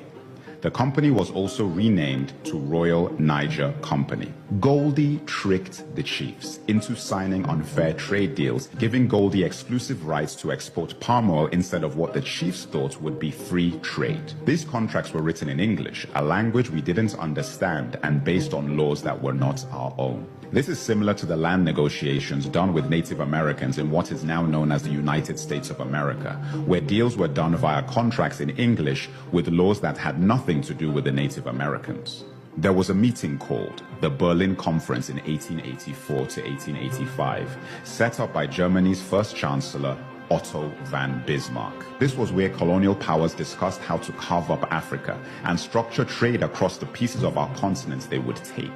We were not part of these conversations. The best way to think of this is like the NBA draft. Guys were out there making bids between lunch breaks and spa sessions. At this conference, the kingdom of Opobo was given to Britain. When King Jaja of Opobo tried to export his own palm oil, he was accused of obstructing commerce and then exiled. How crazy is that? And on his way home in 1891, he was poisoned with a cup of tea. Guys, I couldn't make this stuff up. The Jaja of Opobo story made other chiefs wary of their deals with the British. King Koko of Nembe Brass was one of them. He tried to take down the Royal Niger Company and attacked the company headquarters in Akassa, Bayelsa on January 29, 1895. King Koko captured 60 white men and lost 40 of his own soldiers. He used the 60 hostages to demand he be allowed free trade, the agreement he believed he had with the British company. They refused, and he killed 40 of his hostages. The British Royal Navy retaliated by leveling the city of Brass completely on February 20th, 1895. King Koko went into exile, and the British not only took control of the palm oil he once had, but also fined the people of his kingdom £500, as well as confiscating their weapons. Tragically, King Koko committed suicide in exile in 1898, after being branded an outlaw by the British company that had taken his kingdom, palm oil, and reputation. The Royal Niger Company sold its territory to the British government for £865,000 in the late 1800s. This territory was known as Nigeria. In 1914, the Southern Protectorate and Northern Protectorate was combined by Lord Lugard, and like that, the Royal Niger Company was rebranded as a country which would gain independence on October 1st, 1960. And Lugard is a street in Nigeria that still exists today. The Royal Niger Company changed its name to the Niger Company Limited, and it was then acquired by Unilever. Unilever still operates in Nigeria to this day. And that, my brothers and sisters, is how Nigeria came to be. We have a long way to go to fix the country, but we won't ever have a hope and a solution to our problems if we don't know how they started. What I told you in this video is just a small part of the foundations that led to unrest, civil war, economic instability, and so forth. Remember, it's not about asking anyone else to fix this, or even wasting time blaming those we know caused and perpetuated it. This is about knowing our history. Nigeria was never a country we created. It was a company designed by colonizers for profit, and a lot of the infrastructure put in place for that siphoning of resources out of our land is still very much in place today. Crude oil simply replaced palm oil, and soon lithium may replace crude oil. Honestly, I feel angry not just for what happened to my ancestors, but for the fact that I wasn't taught about this in school in Nigeria, and that our children are not being taught about these things now. Every Nigerian should know everything about who we are and what we are up against. Subscribe for commentary on Africa, history, current affairs, politics, and the diaspora. See, this right here, Emmanuel Acho, is why what you said was beyond stupid. For you to sit here and say that, oh, unlike you African Americans, unlike you Black Americans, those of you of people of Africa, people who had relatives who were enslaved of African descent, oh, I don't possess that generational trauma. So therefore, I can come here and I can talk to white people and I can talk to Black people. No, your Nigerian ass has trauma. No question. Just like every other African who hails from the continent where they were colonized. You literally represent a part of Africa where the country never even existed. That's right. But then you sit here and sit your ass on Fox Sports. They used to employ Jason Whitlock, and it's no surprise that Jason is on Twitter and he is sitting here saying, oh, Emmanuel's correct and the rest of you are wrong. But see, this is the problem when you try to be one of the good ones. See, this is the problem, Emmanuel, when you think that you somehow are set apart from the rest of us. When the fact of the matter is, you got lots of trauma coming out of the continent, and in fact, your trauma still persists. When you've got kidnappings of girls in Nigeria, when you've got the United States, the reason we pay so much attention to Nigeria is because of your oil. But let's talk about the economics of the people in Nigeria. Look, I hope to visit one day. I'm told it's a beautiful country. I'm told that you have exhibitions of significant wealth of those Africans who have money, those Nigerians there. But please, Emmanuel, don't you dare. And I was trying not to, but no, I'm not going to go ahead and cuss. I'm going to go ahead and keep it. I'm just going to, because I was about to cuss. But don't you dare release a video and talk about how I don't have the emotional trauma and how I can listen to white people and in the rooms what they say, and that I can go listen to Black people and what they say. Well, hell, Emmanuel, I've been in rooms where white folks said racism didn't exist. Hell, just the other day, some white woman on Twitter evoked Morgan Freeman when she said racism will stop if we just stop talking about it. Really? Tell that to the black man who's on trial with a DUI tomorrow with a white woman who poured the liquor out and then said she smelled marijuana. Tell that to the people who have been killed, which we talked about with Samuel Singawe, people who have been killed by cops. Tell that to the little black girl who was trying to sell some lemonade on the side, and the white woman said, I'm gonna call the cops on her because she was selling some lemonade. Tell that, please, to the brothers who tried to deliver FedEx and UPS packages just because they were black, but the white folks got to call the cops on them because something was wrong. Tell that to the black man who had shots fired at him in Mississippi trying to deliver a package. Please, by all means, tell that to Walter Scott, who was shot and killed by a cop while he was running away. Tell that to, please, Kadarius, the brother who was run over by a cop in Mississippi. Please tell that to the police departments right now that are being looked at by the Department of Justice for the vicious beating of black people. Come on, bruh. No. What you tried to do is, let me just take out race and let me just take out gender. Well, that's the last thing you can actually do in a country where the original sin is race and where it was meant for women never to vote, never to own land, and their only job was to lay down and birth babies and cook in the kitchen barefoot. And that's who they hire. See, when you decide, Emmanuel, when you decide to sit here and say, oh, no, you're the villain. Really? That's not the villain. That's called somebody saying, I'm leading my team to victory. That's called somebody saying, I'm going to give it as good as I get it. Because see, what's interesting is, if I put Angel Reese side by side with Caitlin Clark, Caitlin Clark talked mad shit. You know what? I'm not bothered by that. Because do you know who was one of the biggest trash talkers in NBA history? That white boy Larry Bird. And Larry Bird could back his shit up. You know you bad when you walk out to the NBA three-point contest with your shooting jacket on and you don't even take it off and you win the contest. Matter of fact, Larry Bird was so bad, when the coach put a black player on him, he said, this is some disrespectful shit. No, I'm sorry, when we put a white player, he said, he told the coach, this is disrespectful as hell. You putting a white boy can't guard me. Yeah. That was Larry Bird. Michael Jordan talked a lot of trash too. But see, I'm saying all of that because Caitlin talked trash. Caitlin was cussing on the court during the tournament. Her dad told her, shut the hell up and play. But you want to assign villain to the black girl. Just like the white writers assigned thugs to South Carolina. Just like the LA Times writer did the exact same thing. Because the reality is, white sports writers, and let's be honest, if you want to be honest, Emmanuel, you saw the LSU Iowa contest the same way folks saw Duke versus UNLV.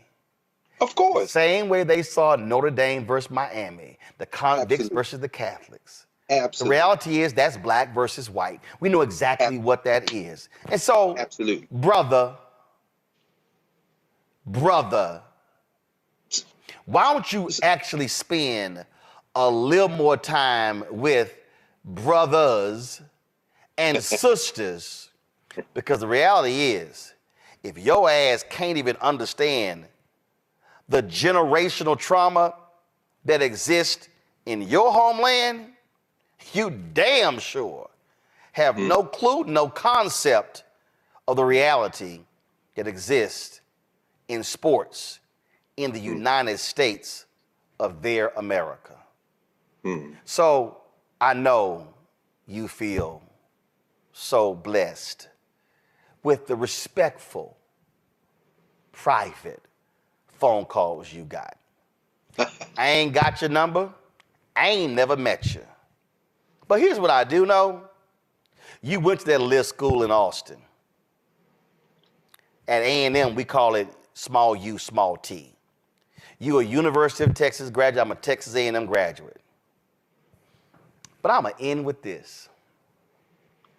You had so much to say about Angel Reese, but you ain't had a damn thing to say about the 60 people fired at the University of Texas when it came to DEI.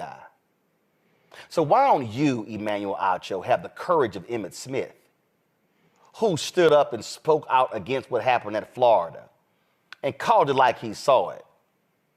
Or maybe, just maybe, you're just gonna stay quiet because you, Emmanuel Acho, you don't have that pain and you don't have that experience because you are so blessed to be able to sit among the whites and listen to them talk without them noticing your skin. They do, because they notice your parents' skin and your grandparents and the other folk in the tribe where you came from and your homeland. Bruh, you are not one of them, and they will remind your ass of that. Trust me. Go ask Candace Owens, who got her Negro wake. As bad as Trump was, his economy was worse, and Black America felt it the most. He cut health insurance while giving tax breaks to the wealthy and big business. He stoked racial violence, attacked voting rights, and if reelected, vowed to be a dictator and, quote, get revenge. We can't go back. As president, I put money in pockets, creating millions of new jobs, and capped the cost of insulin at $35 a month. There's a lot more to do, but we can do it together. I'm Joe Biden, and I approve this man. You've heard me talk on many occasions the reality of white voters in this country, how broke white folks are fully supportive of Donald Trump. It really makes no sense whatsoever. And yesterday, the topic came up on MSNBC, where former host Chris Matthews raised the issue when they were talking about how these white folks, especially the evangelicals, are treating Donald Trump like he is God. Watch this. When I was up there in New Hampshire, my 10th primary up there, I saw a lot of really poor people waiting in line for 2 hours to see Donald Trump. Really poor people, white people in most cases. And I said, what's going on here? And I don't know if these are the crosstabs relate or why it relates, but they really want this guy to be their president again.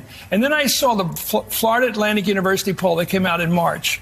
And it pointed out that the only economic group in the country that likes Trump is under 50,000 a year. Not 50 to 100, not above 100, only people below 50,000. I can't put it all together.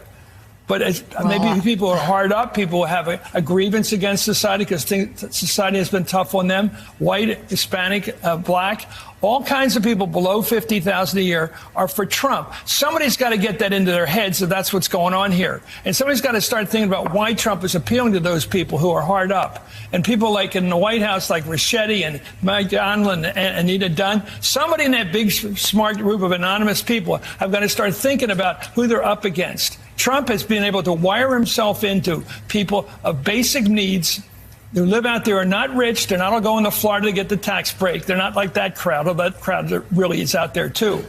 That crowd's going to benefit from these poor people. The people looking to get a tax break from Trump, they're going to benefit from that. The people below in the lower economic groups, they're just going to get left out. And it's so clear. So Democrats have got to get to the people they've always rooted for, the people at the bottom, the people with true grievance. They've always said we're for those people. They got to start rooting for them somehow, obviously. And that means Biden has got to start talking to them. And it's not happening yet. Trump's talking to them. As somebody once said of FDR, I didn't know him, but he knew me. Trump knows those people. When he was up there in New Hampshire, I heard him say something. My people have figured out that I should come to this area, Laconia, because there's a lot of poor people. And he said, it's the way he did. Remember back in 2016 when he beat Hillary, he went to Erie and he went to Wilkesboro, Luzerne County. He knew where Hillary was stuck down in Philly. He knew where he was going. I think people like David Urban, who was running his campaign last time, they know where to advance him. They're going to go out there and advance him to the right places. And I tell you, it's fast. I don't know if the Democrats have really thought through this campaign and what they're up against. This guy's calling himself God. God. Yeah. Now, sound not how strange God. Yeah. And if he can get away with that, then he is truly a cult. And people got to be thought through it with them. Somebody's got to start talking to people and saying to them, this guy is not for real as a secular leader. He's not Jesus. Now, on another day, they had a similar conversation, and Matthews said this.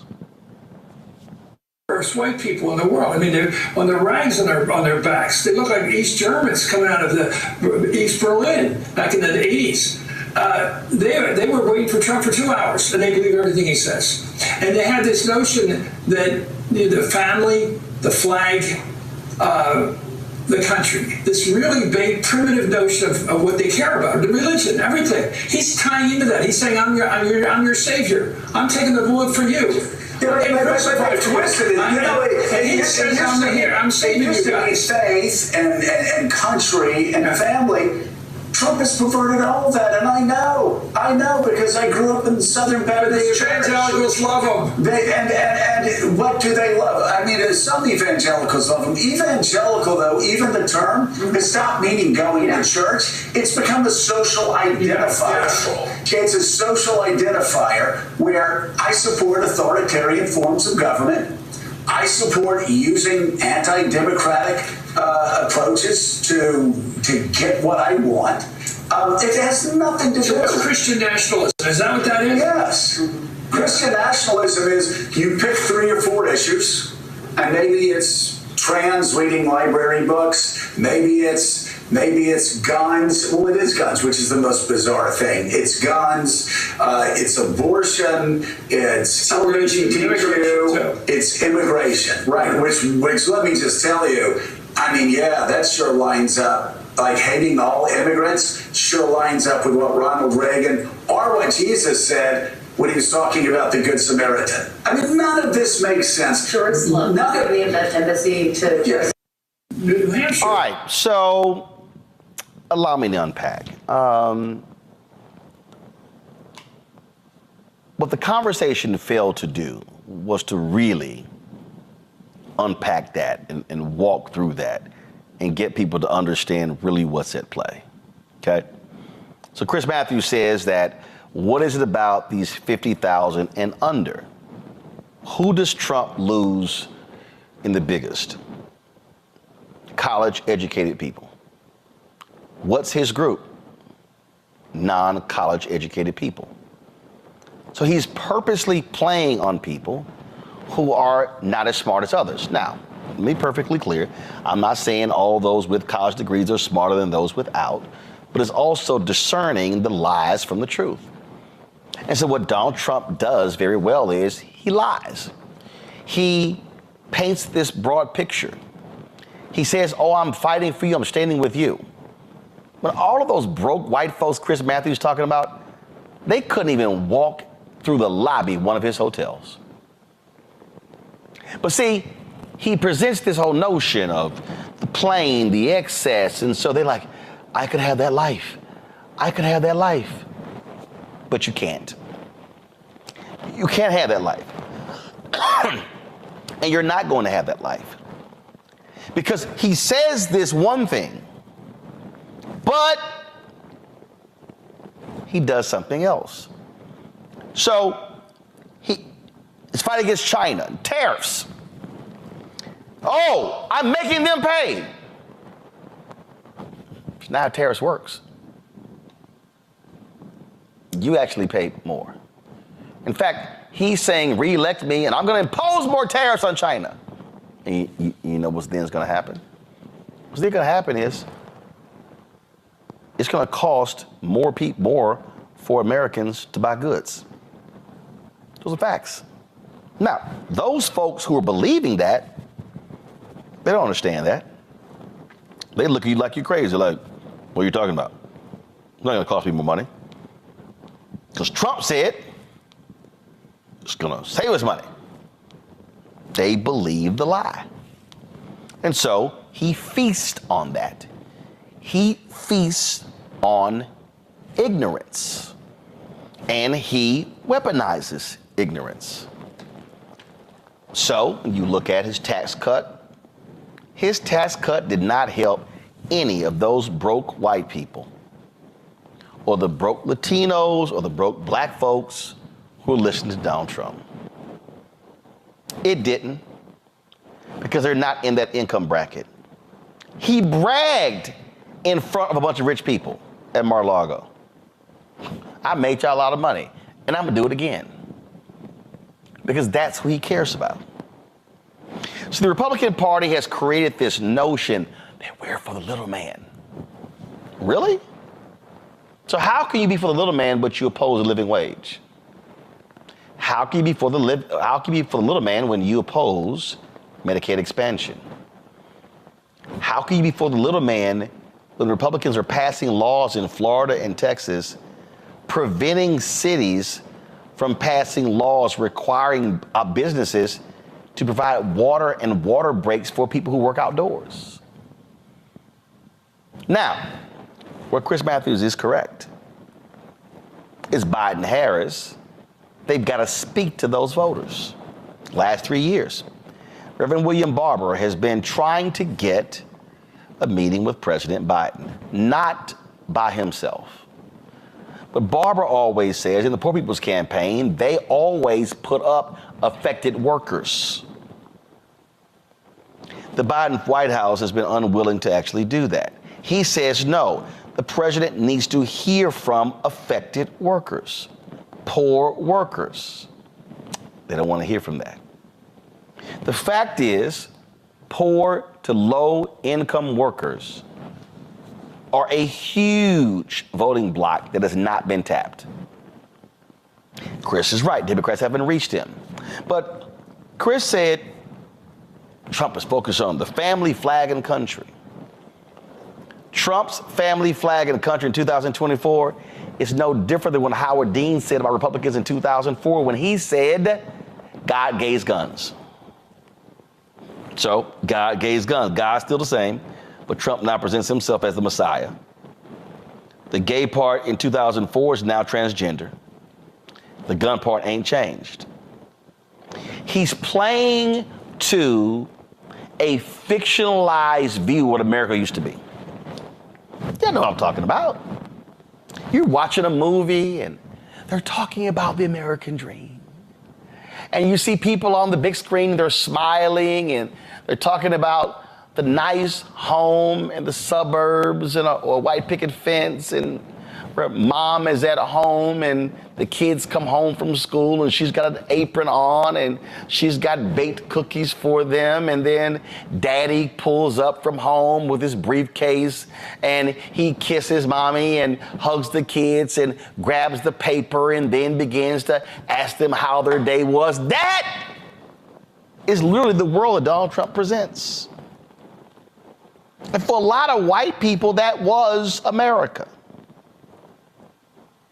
But in that same time, black folks were getting their heads split open. Houses were being bombed. Jim Crow was running rampant. And so what you have is you have a set of people who are pining for another America. That America that we used to be.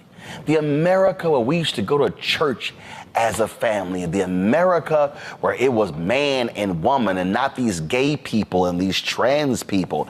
America where we stood for the flag and we sang proudly the national anthem. That's really what he's doing. But these people are not paying any attention to actually what he's saying. They are paying no attention to the massive lies. They're paying no attention to the craziness that's literally coming out of his mouth. They're paying no attention to his economic policies and how they did not and will not help any of these people. They're not. So they're sitting here thinking, that's my God, that's my God. Which is why I keep trying to tell black folks, we can't sit this thing out. The reason I'm saying that to black folks, the reason we can't sit it out is because these people are mesmerized by Trump. But see, where Morning Joe didn't want to go, they didn't want to deal with the issue of race. I lay this thing out in my book, White Fear. I lay it out. Don't forget, President Lyndon Johnson called it as well. Remember this quote? He said, if you can convince the lowest white man he's better than the best colored man, he won't notice you're picking his pocket. Hell, give him somebody to look down on and he'll empty his pockets for you. That's what is going on. Oh, these things are happening before our very eyes. And what people don't want to deal with, they don't deal with the reality that Donald Trump is speaking a very explicit language of race. Yeah. What he's talking about is, oh, how the demonizing the immigrants, and they're the reason. It's them that's causing these problems. How dare they? He's already said, I'm sending everybody back on day one. And these poor white people are like, yeah, that's it. That's it. Because they got our jobs. They're taking our jobs. But he's also doing this. This is from Axios, exclusive. Trump allies plot anti-racism protections for white people. If Donald Trump returns to the White House, close allies want to dramatically change the government's interpretation of civil rights era laws to focus on anti-white racism rather than discrimination against people of color. Trump's Department of Justice will push to eliminate or upend programs in government and corporate America that are designed to counter racism that has favored whites. Targets would range from decades-old policies aimed at giving minorities economic opportunities to more recent programs that began in response to the pandemic and the killing of George Floyd. Did I not tell you that was coming? Did I not warn you that this is what they were planning all along? But you have to understand, when you're talking about those poor white Americans, when you're talking about why are they so aggrieved, remember, they were there in 2016, they were there in 2020, and their grievances were there because they even see black folks' problem. So how do you think the anti-CRT took hold? What do you think is the reason behind right now anti-DEI? What do you think? We could go on and on and on. This is all a part, folks, of the same situation. Now, here's what you got to remember. Pew did a study, and 13% of whites who think they suffer a lot of discrimination.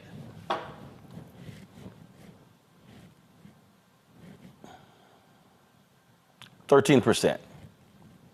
Now, let me set this up for you. So this is the graphic right here. Large majorities see at least some discrimination against many groups in our society.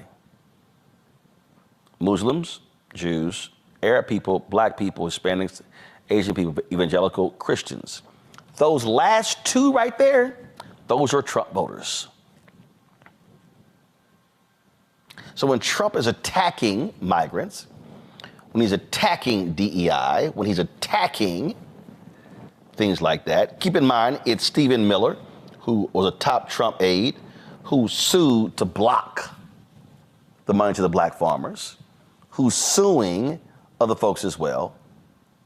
This is also about race. It's about race.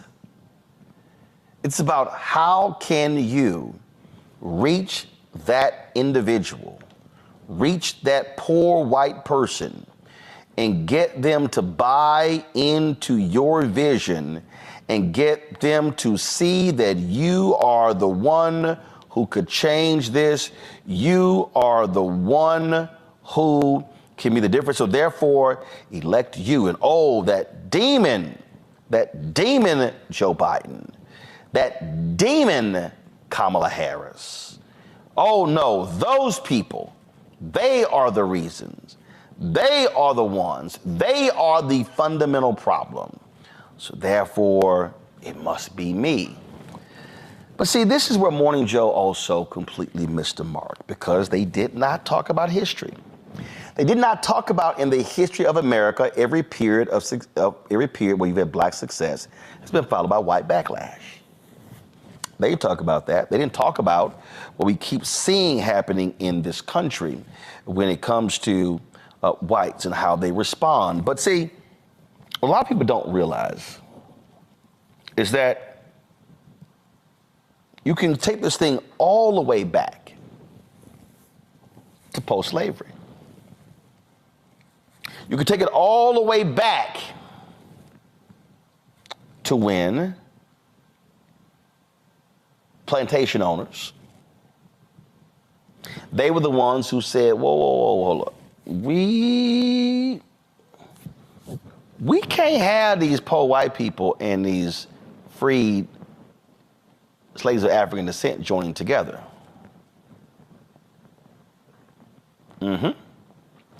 This is what MLK said in his book, in his speech after the Selma to Montgomery March. He said, our whole campaign in Alabama has been centered around the right to vote and focusing the attention of the nation and the world today on the flagrant denial of the right to vote. We're exposing the very origin, the root cause of racial segregation in the Southland. Racial segregation as a way of life did not come about as a natural result of hatred between the races immediately after the Civil War.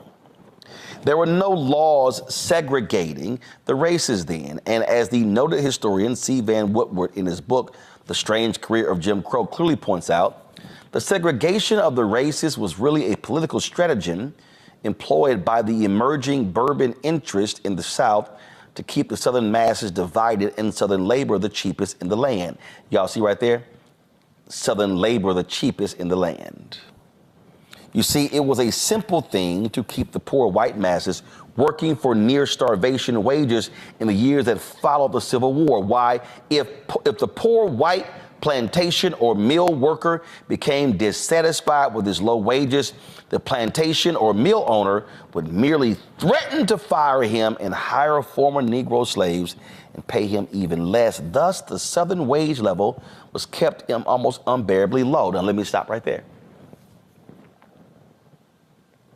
You have poor whites, family flag country. Trump's my guy.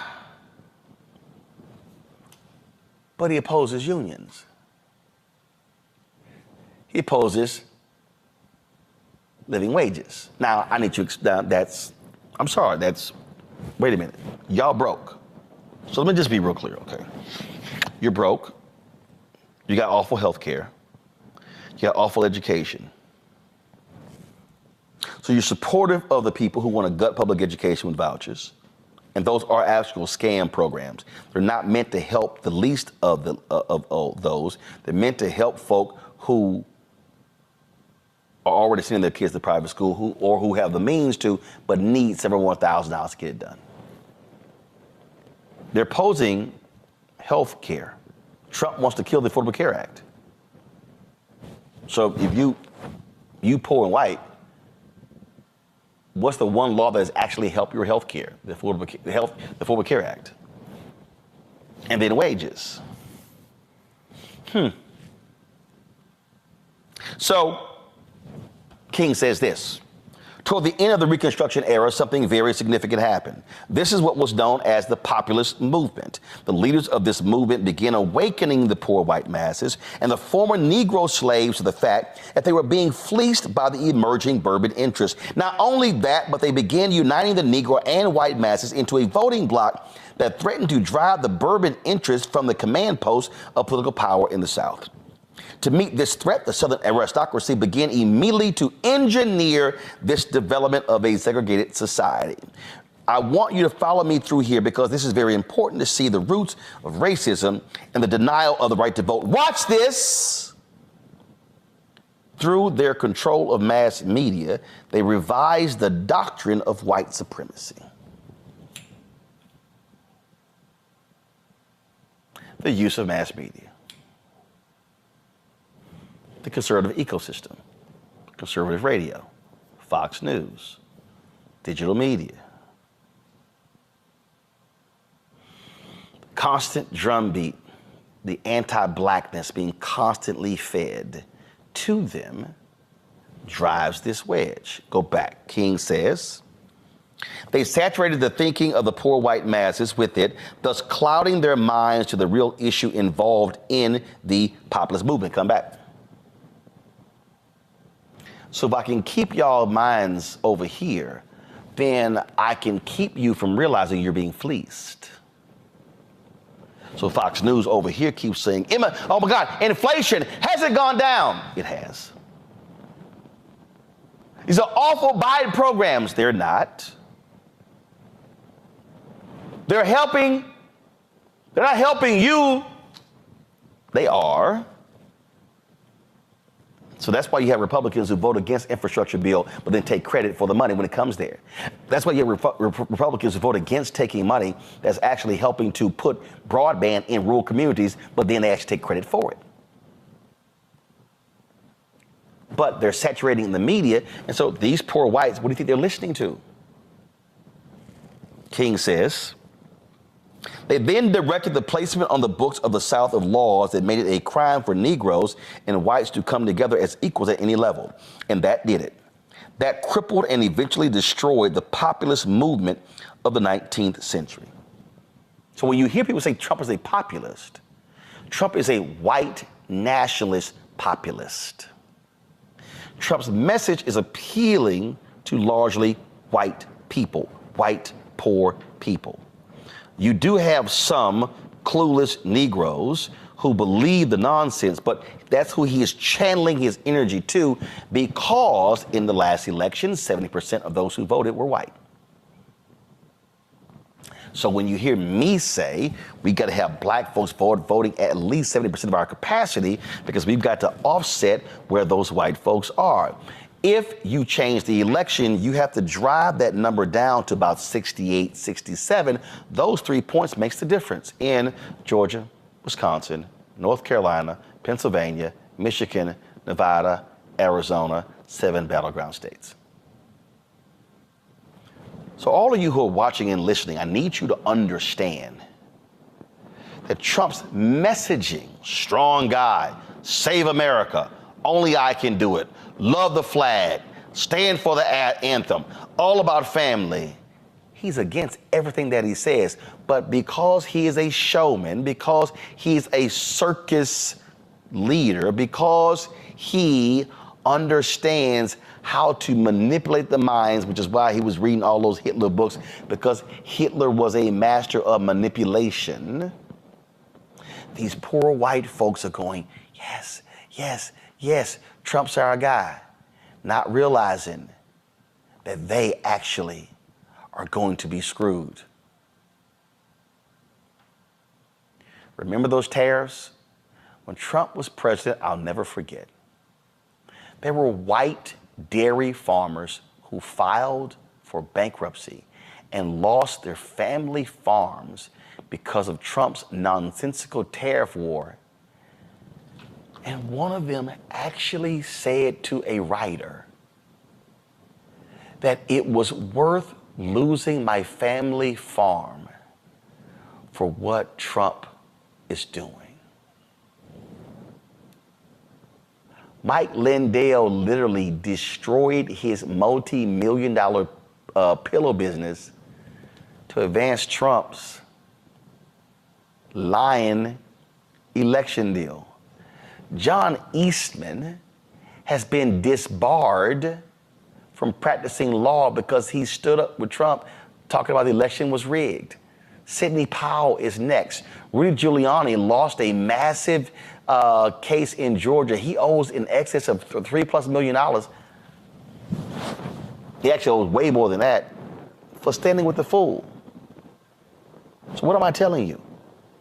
These are so-called smart people who literally sacrifice their careers and their livelihoods for this fool Trump, and he will never help them out.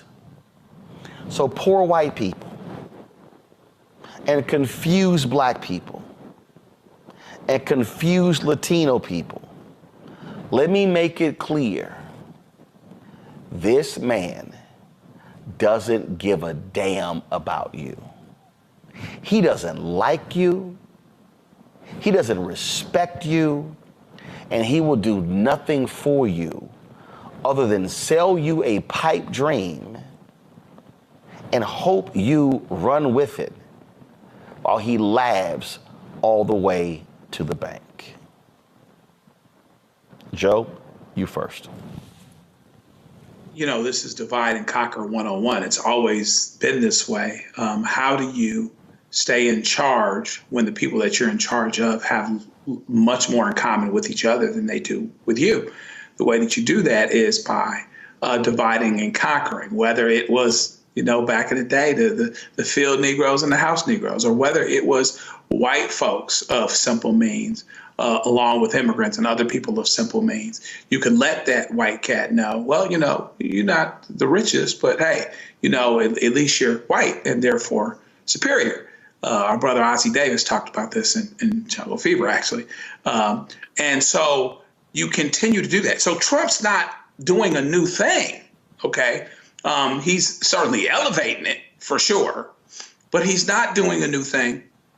It's been happening since the very, very beginning. This is why people that have nothing to do and very little in common with regular people continue to be in charge of states that are diverse, people of modest means. Most people are people of modest means, and it amazes me to no end what anyone with any type of dependence on any form of government support or government program at all would be doing voting for Donald Trump, because their stuff is going to go away. And I do agree that what they seem to miss in that reporting is just the notion that this country was about race from the very beginning. That's still the issue. That's still the key issue. That's still the thing that's more threatening to white folks, particularly white folks that want to be in charge, than anything. It's always been about race. And so, and I don't necessarily expect that to change. It should be about class, right? But if it was really about class, the people that were in the same class that had connection because they had common and mutual interests would be living together, voting together, etc. And so as long as that's not happening, the Donald Trumps of the world can continue to win, because they can actually look at him and overlook this whole mountain that represents their enlightened self-interest, what should be their enlightened self-interest. Here's what I need. I need health care. Here's what I need. I should unionize so that I can't just lose my job after 20 years because they want to cut me away. Here's what I need. I need for my elderly person in my family to be able to have health care, et cetera, and look over that entirely, despite all the evidence to the contrary, and look towards Trump, who's not from the city, who's from the city. He's not rural. He's not any of these things. He didn't come from modest means either.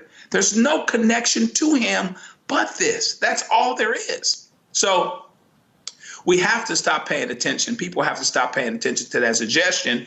But it starts off by being honest about what we really have. Sure, you can find a kernel of truth, I guess, in the Chris Matthews argument about the fact that Trump touches these folks. But you have to go back to the beginnings of this country and why we got mentioned in the Constitution as 3/5 of a person, Mustafa, and no other group. Right. Mustafa, though, you can't run from it. You must challenge every lie. You must call him out. You must say that man is not going to do anything for you, and you have to be explicit. You must say, hey, poor white people, this man doesn't give a damn about you, and let me explain to you why. So, yeah, they should be doing that. Reverend Barber talks about it all the time. Democrats, they should be organizing and mobilizing those low income and poor voters, because actually they could flip this entire election and become a blowout if they target those folks and get them to turn out by saying, I've done stuff for you and I'm gonna do more for you, and that fool won't do a damn thing for you. Yeah, without a doubt. For some reason, we're resistant or allergic in this country to say the word poor. Like, you listen to politicians talk and they never talk about poor folks. The middle class. That's what it's about. And, I grew up in Appalachia before I moved to Detroit. So folks often felt that the system had always failed them. They also always felt that nobody saw them. So Trump at least tells folks that he sees them. Now, we know he's lying. We know that he doesn't care. We know all of the things that are untrue in that statement. But if you're not willing to acknowledge the fact that people are asking you to see them, and not just see them, but also spend the respective amount of time that's necessary to understand the challenges that are happening inside of their communities. And then, as you just stated, be able to also help them to understand how you are already making investments and what the future sets of investments will look like to make sure that they can have that life that they've always hoped that they would have. When Trump first won, I went back home to visit my mother. And I remember I went into this meeting, listened to some people talk. And then afterwards, I asked them, I said, well, why did you vote for Trump? And a bunch of the folks said because they could finally become a millionaire. Now, a couple people chuckled after that because some of the folks, they never even graduated high school. Some did. But when people perceive that they now have an opportunity, you have to also be able to address that perception that they have, because we know perception is a big driver. So this administration, the Biden administration, has actually put significant resources into communities across the country, has to do a better job of making sure folks, one, understand where they came from, but what does that change actually look like? And giving people something to hold on to know that if I give you my vote this time, that I will be able to, build upon the change that's happening. But folks have not done that in a very effective way. So yes, we can talk about Trump and his lies, but you got to also talk about how do you actually help everyday hardworking folks who might be lower income to actually be able to see a better way forward. Yep, Randy.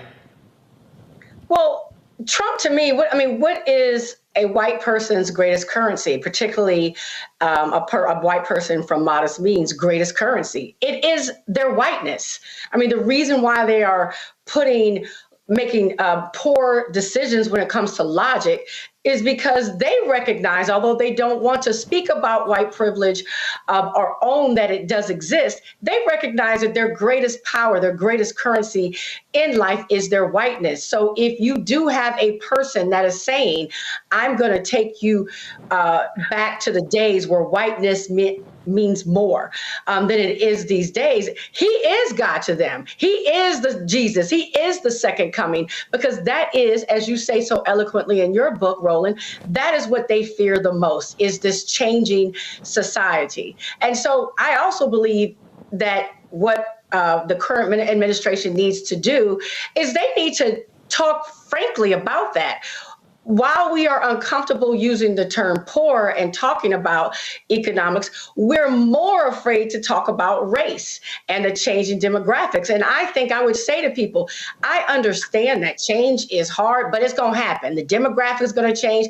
People are not going anywhere. Like, we're not going to disappear. They seem to think that Trump is this big Superman that's going to, change the world as it is, and it's not going to happen. So what do we need to do to ensure the future for everybody? Because this man cannot take y'all to the promised land. We're not going back to, the 1800s. It's not going to go back to, we're not going to make America great again if great again means that all minorities are somehow pushed down and white people, regardless of their socioeconomics, are elevated. So that's another, even with Dave Matthews, who's this seasoned, respected journalist, I feel like he skirts around talking about race and the power that it has on the population here, because they're not looking at them.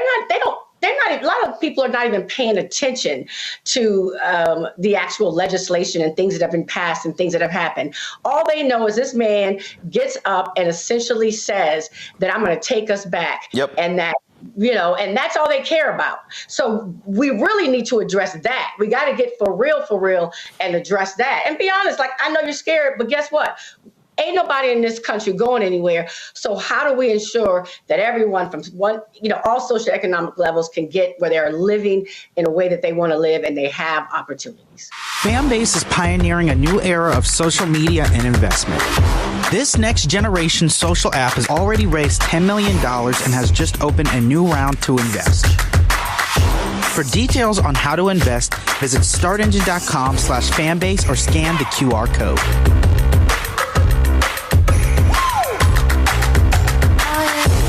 Another way we're giving you the freedom to be you without limits. As bad as Trump was, his economy was worse, and Black America felt it the most. He cut health insurance while giving tax breaks to the wealthy and big business. As president, I put money in pockets and capped the cost of insulin at $35 a month. There's a lot more to do, but we can do. All right, so yesterday was crazy busy. I'm sitting there in the middle of a move to another house, and man, we were busy with April 4th, the 56th anniversary of the assassination of Dr. King.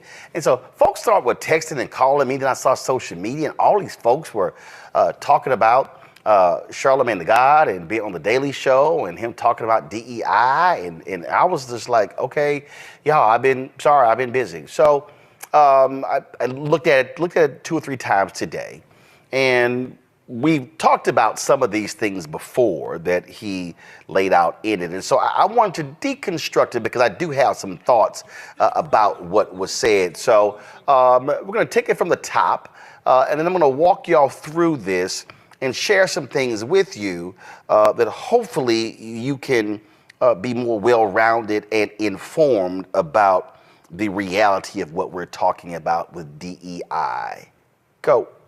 Called diversity, equity, and inclusion, or DEI. It means more fair hiring policies, new anti-discrimination rules for the workplace, and sensitivity training seminars. And the first thing it led to was a shitload of ads. Real progress on diversity and inclusion doesn't happen without real work.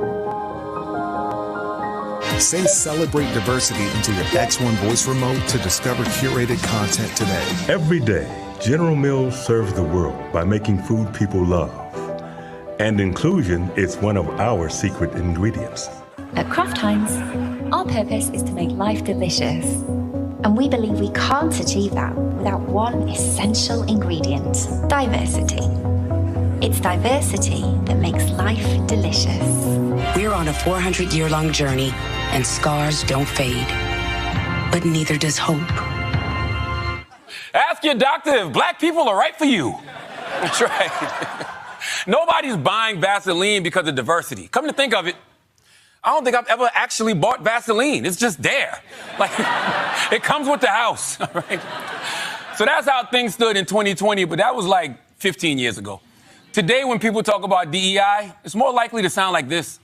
DEI is just a rebranded version of put it on pause. Guys, put it on pause right there. All right, so let's unpack this. Now, first and foremost, to understand DEI today, what you have to understand is, how did you even get to DEI?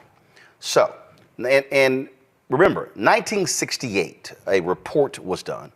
It was commonly known as the Kerner Commission report. And the report examined the cause of the riots in 1967. And what the result of that report, they concluded, they talked about a lot of issues, and they actually fought back and forth. What they said is there are 2 Americas. There were 1 white, 1 black. And one of the recommendations in the Kerner Commission report was that news media greatly contributed to the riot coverage, so therefore it needed to be diversified. So you then begin to see your first influx of African Americans in mainstream media. That really happened after the commercial. I'm talking about in significant numbers after 1968. So if you look at the early 70s, you really then begin to see your first programs dealing with affirmative action. Why?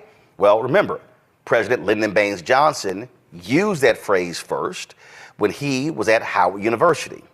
Then Richard Nixon is elected. One of Richard Nixon's focus was, in order to reach African Americans, let's tap into economics. So what Nixon did was, Nixon tapped Arthur Fletcher, and Arthur Fletcher many have called the father of affirmative action. Bob Brown who was a very close associate of Reverend Dr. Martin Luther King Jr., involved in Operation Breadbasket. Bob Brown had a significant portfolio and was advancing a number of these economic initiatives in the Nixon administration. The reason Earl Graves was able to actually launch Black Enterprise is because he had raised money but did not have enough money, and he was seeking a grant from the federal government. Bob Brown discussed this in his book. And the Nixon folks were trying to block that grant because Earl Graves had worked for Bobby Kennedy. And Bob Brown was like, the hell with that. Give him the damn loan. That's how Earl Graves was able to get the loan to launch what we now know as Black Enterprise. And so in the 1970s, you begin to see your first wave of African Americans in corporate America. Now, if you were remember, Jackie Robinson was the first vice president of a major corporation in New York City. So you go into the 1970s, and so you now begin to see African Americans go into corporate America. And the problem is that many of these African Americans, the highest that they got was really vice president of community affairs. We call those the Negro jobs. Those were the jobs where basically their job was to work with the community, and they would show up at the events, and they would come with the big checks with the small numbers and all stuff like that. You had that. Now, Ellis Coles talked about that generation of African Americans in the 70s and 80s in this book. Let's pull it up. The Rage of a Privileged Class. This is the book, right? This is the book right here. Why are middle-class blacks angry? Why should America care? And he talked about the things that they went through because they were hitting that glass ceiling. It is a phenomenal book that you actually ought to read. Once you and so you get those affirmative action programs. Remember, you had black mayors. So you get affirmative action programs that were quite significant in Atlanta, Maynard Jackson, Coleman Young in Detroit, Gary Hatcher in Gary, Indiana. You had Stokes in Cleveland, Marion Barry in Washington, D.C., and other places. Then what happens in 1980? Reagan is elected. So now you go into the 80s. Then you have the Supreme Court decision that then began to limit affirmative action programs. Then you saw a shift from affirmative action into diversity. So what you saw in the 80s, 90s, and the 2000s, you begin to see these diversity officers, chief diversity officers. Then you shift from diversity or chief global diversity officer to DEI, diversity, equity, inclusion, because coming out of the Black Freedom Movement, the focus was on African Americans. Then Title IX hits in 1972, which was about women. And so, who is the greatest beneficiary of affirmative action? White women. So what is known today as DEI is simply the child of the initial affirmative action programs. But what they then did, they began to expand this to not just be for African Americans. It became African Americans, it became white women, it became Latinos, Asian Americans, Native Americans, it became gay, it became disabled, and then all of a sudden, the critics were like, well, why can't we have diversity of thought? So what was initially programs to target African Americans then began to expand, and so now that broad focus now began to get wide, and all kind of other folks were included. I remember I was speaking in a corporation and somebody asked me about DEI programs. And I said, black people. They were like, that's it? I said, ethnics. I said, ethnic Americans. I said, I limited that. I wasn't trying to include everybody else because I was focused on exactly what programs were designed for. And so George Floyd is murdered May 2020.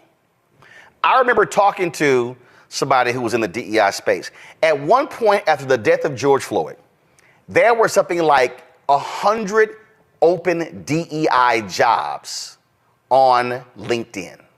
I mean, all of a sudden, the jobs opened up.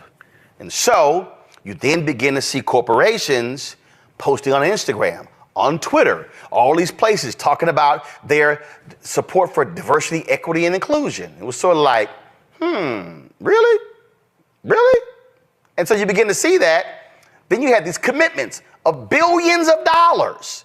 Stories have been done on these corporations. The numbers have gone, I've seen numbers anywhere from 30 billion to 100 billion talking about supporting various initiatives all across the country. Let's pull it up. Come on. Here we go. Corporate America's $50 billion promise. That's one story. I've seen other stories where it's even higher. And everything was about DEI, diversity, equity, inclusion. Now, once you begin to unpack DEI, what you begin to realize that 75% of the people who had the DEI jobs were white folks. Yep. Weren't black folks. It was white folks. A lot of them women.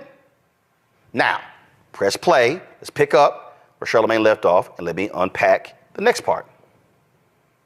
DEI is just a rebranded version of hating white people. DEI, in this case, stands for divisive, erroneous, and insidious. DEI, which stands for didn't earn it. Discrimination, exclusion, and indoctrination. DEI. DEI stands for Dr. Dre, Eazy-E, and Ice Cube. Yeah. Y'all cheering out there, but do you want with attitude coming to your office? These right-wingers are crazy, right? Jesus. But here's the part where you all stop applauding everything I say. The truth about DEI is that although it's well-intentioned, it's mostly garbage, okay? It's kind of Freeze like... Freeze right there. Now, understand, from day one, white folks could not stand affirmative action programs. From day one. If you go back into history, they couldn't stand programs after the Civil War. So at every point, you've had this reluctance because it's like, oh, fine, y'all got some freedoms, but no, we ain't trying to give y'all no jobs. We're trying to give you any housing. And so you had the pushback against affirmative action programs. Then it became, let's get rid of these quota programs. So the folk that you saw, all them Fox News folks, all these anti-DEI people, Christopher Rufo, all these people, these folks have been running their mouths, and you throw in a sprinkle of some black people, some others in there. And they have been opposing these programs because they don't want to deal with white supremacy. They don't want to deal with racism. And see, what they then do is, this is the whole game, and you see it now. Because, the Charlie Kirks of the world. Oh, I'm concerned if there's a black pilot. Candace Owens, all people saying that sort of nonsense. As if we had airplane crashes by white people. See, we're not talking about a significant percentage of people who are in corporate power. We're not. It's largely controlled by white America. Those are just facts. And so critics are going to be critics. They are going to complain about any of these things because they don't want to deal with the underlying issue, which is when it comes to hiring, people pretty much hire who they know. And if all you know are white folks, and if all you see are white folks, and if all you hang out with are white folks, and if you only recruit at schools where there are white folks, then that's exactly who you're going to hire. Press play. The truth about DEI is that although it's well-intentioned, it's mostly garbage, okay? It's kind of like the Black Little Mermaid. Just because racists hate it doesn't mean it's good. And you know I'm right, because every one of you has sat through one of those diversity training sessions and thought, this is some bullshit. And it's not just you. Now, here's the whole deal. When we talk about diversity training, I've been in various programs, and what we have to understand is people don't like to be confronted with their own issues. We love to live in our silos, how we were raised, how we were brought up, and we like to look at the world in a certain way. What we don't want to have to do is consider somebody else's perspective. I remember when I was at the Fort Worth Star-Telegram, and the Maynard Institute was brought in to deal with a training program for us to diversify our sources. And I remember sitting there, and there was a white male business writer, and he was conservative, and he was resisting what they were talking about. And we're sitting there going, but look at who you call. See, for him, he would say, and this is what you hear from white folks today, well, I'm calling the people who I think are well-versed and experts on the topic. Precisely. But the people you're calling, they're nearly all white. Do you even think to call black experts? Do you even think to call black economists? And see, what they would then go, well, I don't understand. Why do I have to call a black economist? You don't have to, but you could call an economist who happens to be black. Because what we see when it comes to how we live and how we work is that that's what folks do. And so if you start looking at contracts, start looking at, well, who's getting these contracts? Well, if the catering company and the legal fees and the architecture company and the engineering company and all professional service, if everybody white, man, that's getting hooked up. But y'all don't think about it. There's a black accounting firm, there's a black law firm that could do some of the outside work. No, see, they don't think about those things. And so the reality of DEI, it is forcing people to get out of their comfort zone and say, diversify who we do business with, provide equity in terms of economics, and include other people. But people hate to have to do that because they don't want to be forced to do it, because that means they have to do some work. That means they don't have to, that means they have to now go seek people. I remember Chris Rock complained about the lack of black people on Saturday Night Live. And he said, here's the problem. The white folks at SNL, they keep going to the same place, Second City in Chicago, or they're going to places in Canada. He said, y'all ain't going to the black comedy clubs. Y'all not going to hang out there. And so what he was saying is, if this is all you know, if you're at SNL, you're Lorne Michaels, and this is all you know, you don't even see all this talent over here. You don't even see all this talent over here. And that's the reality of why you have DEI programs. It's not about, oh, I'm hiring somebody who simply can't do it. But see, that's what the haters do. See, the haters love to frame this thing as, oh, they're not good enough. But you notice, these white folks who criticize DEI, they never, ever seem to question incompetent white people, because they operate from the basis that they're naturally qualified. And they never assign their racial identity to them getting hired.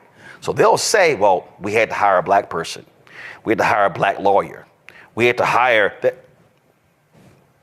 But you hired all these white folks. What do they all have in common? That's what we're now seeing with the criticism of DEI. Push play. And it's not just you. Over 900 studies have shown that DEI programs don't make the workplace better for minorities. In fact, it can actually make things worse because of the backlash effect. Okay, so this is where I have a fundamental problem with what Charlamagne said there. Because this notion that, well, it makes it harder in the workplace because these people don't like it. I don't give a shit if they don't like it. I don't care. Because the fact of the matter is, it does matter. And when you listen to all of these haters, they're actually lying. This, folks, is from the Pew Research Center. You see, May 17th, 2023. Workplace diversity and equity and inclusion efforts, or DEI, a majority of Americans employed, 56%, say focusing on DEI at work is a good thing. 6 in 10 Americans, 61%, say their company or organization has policies that ensure fairness in hiring, pay, or promotion. 52% say they have trainings or meetings on DEI at work. Now, you start going through this, and the folks who have been interviewed, yes, look at this here. Relatively small share of workers place a lot of importance on diversity at their workplace. More than half of workers say their company or organization pays about the right amount of attention to increasing DEI. Women are more likely than men to value DEI at work. There are wide partisan differences in views of workplace DEI. 78% of Democratic and Democratic-leaning workers say focusing on DEI at work is a good thing, compared with 30% of Republicans and Republican leaners. Now you understand. What is the Republican Party? It's a white party. President Herbert Hoover was a leader of what was called the Lily White movement, where Republicans who came out of the radical Republicans after the Civil War aligned with the KKK to suppress black people. It was called the Lily White movement. That's today's Republican Party. See, they hate all this DEI stuff. It's right there in the data. Only 30% of Republicans like it. So when you're watching Fox News and you're hearing conservative radio, all these digital sites, what you're hearing are people who are, oh my God, this DEI stuff is awful, because it lines up with actually their point of view. Because they don't actually want to see people like us actually move ahead. Press play. Dare from school? Y'all remember Dare? Yeah. She said, woo. DEI training is like Dare for racism. And you all know how effective that was. I was sitting there going, oh shit, there's a ton of fun drugs I should try. I didn't even know about Molly. Thanks, Officer John. But the biggest failure of DEI is that the number of black people in power at big companies is basically the same as it was 5 years ago. In fact, maybe the only thing that DEI has accomplished is giving racist white people cover to be openly racist. Now, again, this is where Charlamagne's wrong. Here are the number of African Americans who are now CEOs of Fortune 500 companies. There are 9. Now, first of all, I said Fortune 500 companies, so we ain't talking a huge amount. But the reality is, just 5 years ago, a few years ago, there were 5. Okay, so what you are seeing, the progress. Now, here's the issue. The problem that you see in the Executive Leadership Council, the group of black corporate leaders, they've dealt with this, is that for many of these leaders who are black people who are in corporate America, the problem is when they get to 55, 58, they're being moved out. And so they're still hitting a ceiling. That is a fundamental problem that we are seeing. But that means when we're talking about DEI, you're going to have white folks who make it a priority. I'm going to unpack that in a second. Press play. DEI breeds complacency, Dana, and complacency kills. We're going to have doctors who don't know how to perform heart surgery, and we're going to have planes that are falling out of the sky. Boeing recently bragged not about being the best in the business, but about surpassing its diversity quotas. Oh, goody. But then, not so good. A door flying off one of Boeing's 737 Supermaxes. I'm sorry, if I see a black pilot, I'm going to be like, boy, I hope he's qualified. I mean, honestly, when I see a black pilot, I'm not worried that we're going to crash. I'm worried that we're going to get pulled over. Okay?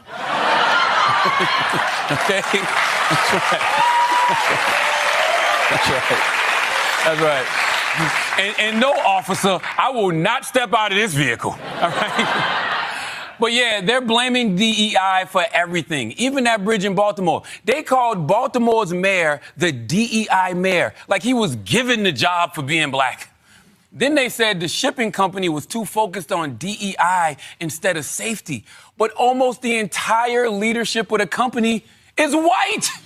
No black people, right? If anything, the Baltimore mayor, he should have been the one to make it racist. Just come out like, these crackers knocked down my bridge. Okay? All right? And one of y'all crackers better pay for it. Okay?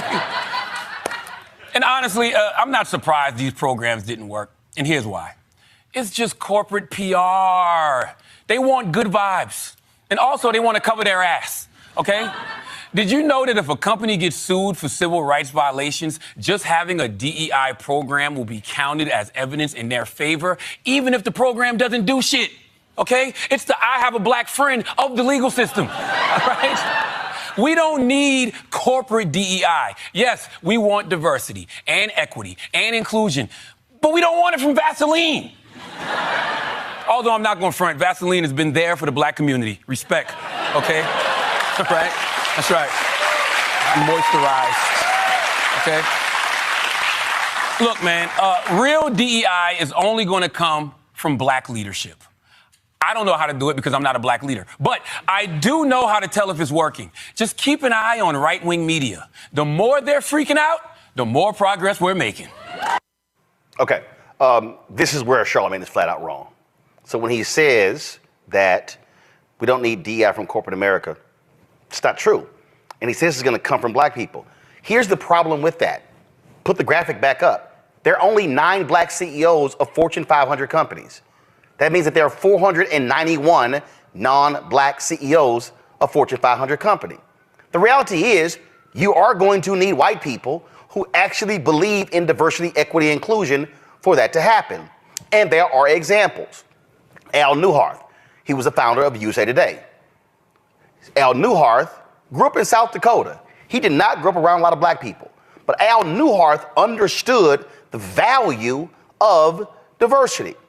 So when Al Newharth was the CEO of Gannett, he made a declaration that Gannett was going to be the leading company in America when it came to the issue of diversity. I had a syndicated column with Creator Syndicate. And when Al Newharth died in 1989, this here is exactly what I wrote. Quote, his obituary in the New York Times read, in an industry long dominated by white men, Mr. Newharth led the way in the hiring and promotion of women and minorities, tying compensation to hiring goals. By 1988, the proportion of minorities in Gannett newsrooms was 47% higher than the national average. Women accounted for nearly 40% of the company's managers, professionals, technicians, and sales agents, and an unheard of quarter of its newspaper publishers. In Al Newhart's book, Confession of an SOB, he actually wrote that when he launched this particular initiative, that people were angry. Folks were upset with him. And he said point blank, if any of y'all have a problem with me tying your bonuses to your diversity numbers, you're free to leave the company. And guess what? A lot did. But you know what happened? You saw an explosion of black people, Hispanics, white women, and others who became publishers, news directors, managing editors, general managers of media company. And guess what that did? That forced all the other media companies to go, damn, we about to lose our minority talent, so we now got to change our programs. So guess what happened? Knight Ridder, Cox, and the others began to change. The problem is we didn't have enough Al Newharts in media to change the industry. He was by himself. That's another example. John Landgraf. John Landgraf is the CEO of FX, the cable network. Now, you've seen many of those programs. You've seen Donald Glover's show, Atlanta, shows along those lines. Well, guess what? John Landgraf sat there and looked at his shows. And he then began to say, wait a minute, we got a problem. It's too many white guys. It's too many white directors. It's too many white showrunners. It's too many white writers. We can't tell different stories by keep hiring white folks. He was quoted saying, listen, I like my white guys. This is not going to work. So in 2016, John Landgraf sent out an email to his entire network and said, this has to change.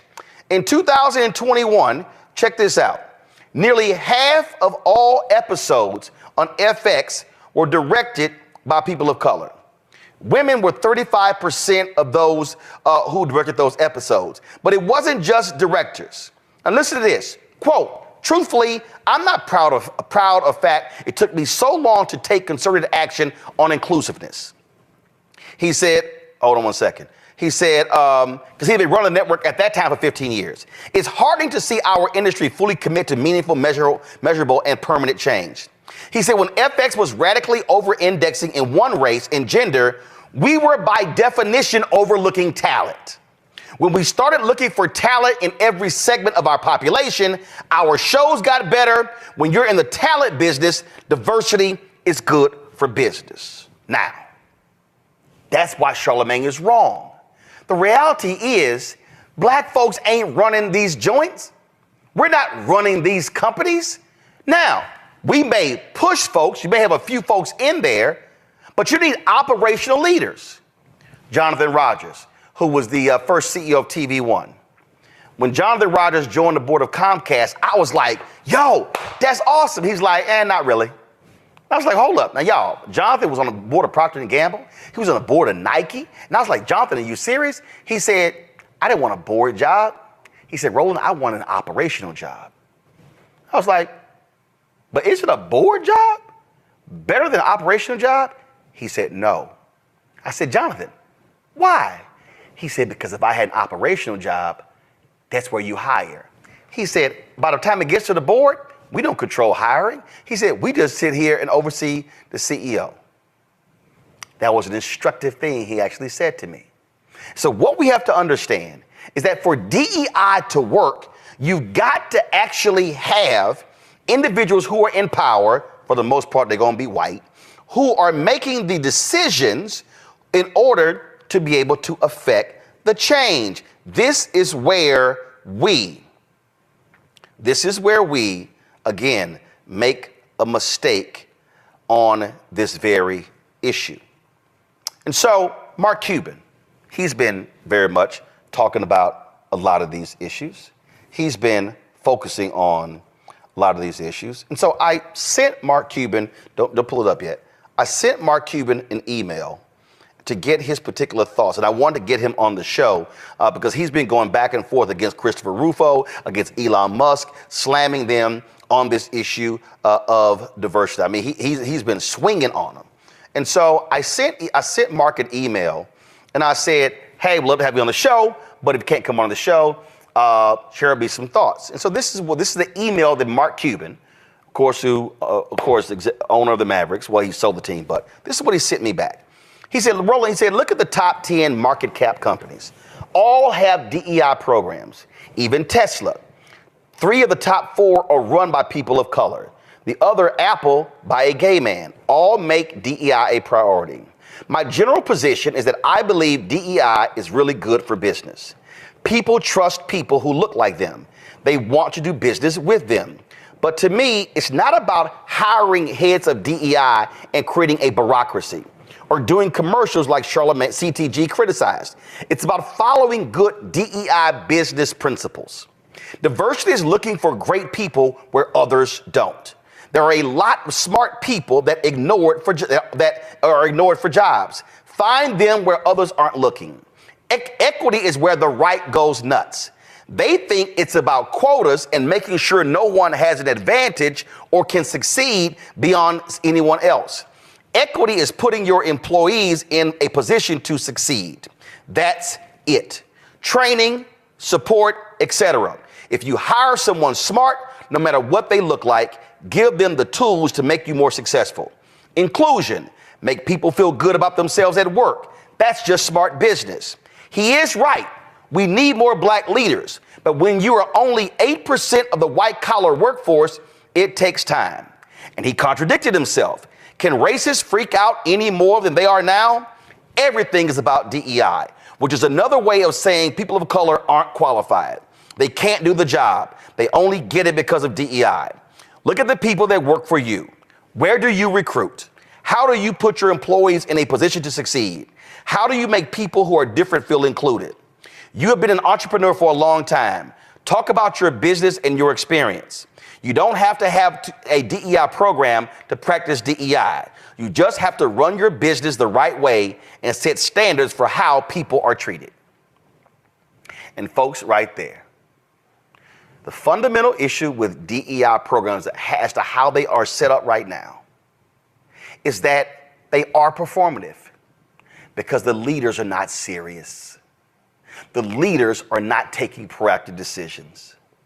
The leaders are not sitting here going, wait a minute, who has all of our outside legal work and our accounting work? We're spending money on catering. Do we have any black caterers? We spend how much money on flowers for the office? Are we using any black florists? We spend money on audiovisual. Are we using any black audiovisual companies? How much of our money is going to spend on advertising? Oh, the ad agency we're using, are they diverse? Oh, we're not going to spend our money with lily white ad agencies. Oh, y'all see how that works? That's what a leader does. So you can't have white folks over here talking about pull yourself up by your bootstrap, why y'all can't get ahead, why you're always begging the government for money.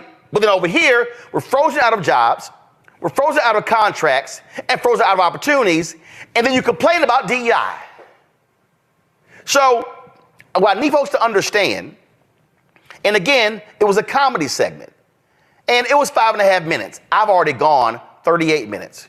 But the reality when we talk about what's happening with DEI, these white racists and these haters, they are trying to attack everything that is positioning black people where we are today. They're suing the Fearless Fund. They're targeting every program in corporate America. They're targeting law firms. You name it, that's what they're doing. Because of this. And I wrote about it. And y'all, everything you're seeing, I called. It's white fear. They now have to compete. And so what they don't like is, wait a minute, y'all now recruiting at HBCUs? Oh, no. They're not smart enough. See, they couldn't get into our schools, so therefore they had to go to those schools. Oh, yeah. You see what happens when they come out of these high schools and they come to our schools and they're on academic probation the first or second year? But those same people don't want to confront the economic inequality at those high schools, then those junior highs, then the elementary schools. Oh, then you don't want to confront the economic inequality that's happening in those neighborhoods. Oh, then you don't want to confront the economic inequality that those parents went through. Damn, then you don't want to confront the economic inequality that those grandparents went through.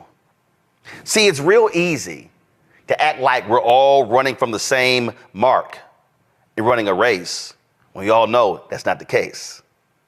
And so the attacks on DEI, they are absolutely anti-blackness. The problem with corporate America is that there are too many white folks in corporate America who are playing games when it comes to DEI. They're handing out DEI jobs and the people have no budgets. They got no P&L responsibility. And the leadership of the companies is not a priority. In order for DEI to truly be effective in America, we're going to need 1,000 Al Newharts. And we're going to need 1,000 John Landgrafs.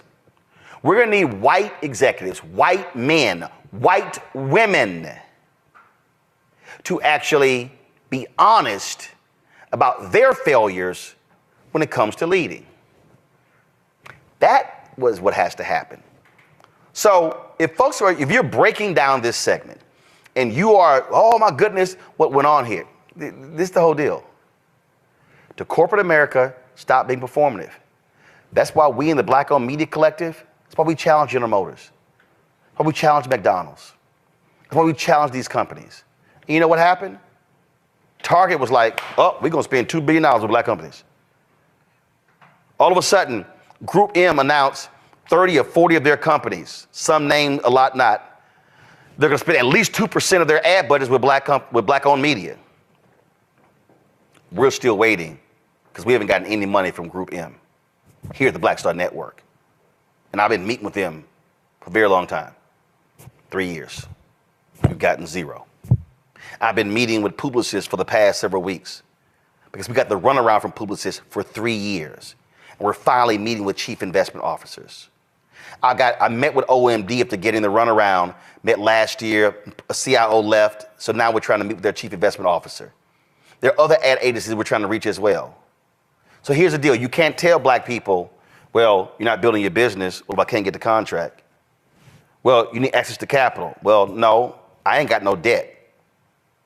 I can look right now. I got money in the bank, so I need a contracts. I can't grow my business. I can't hire more people if I don't have the contracts.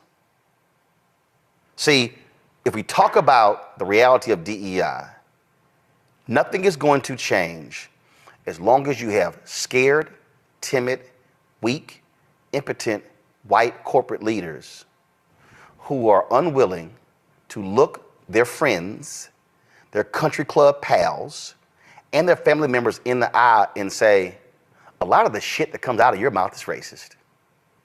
And the fact of the matter is, America and these companies are not going to be able to grow if we do not have diverse initiatives. Last point. Charlamagne said, well, I don't want DEI when it comes to Vaseline. Unilever owns them. Unilever owns a ton of companies.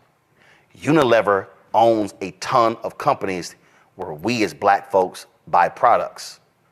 Oh, hell yes, Unilever had better have a strong-ass DEI program.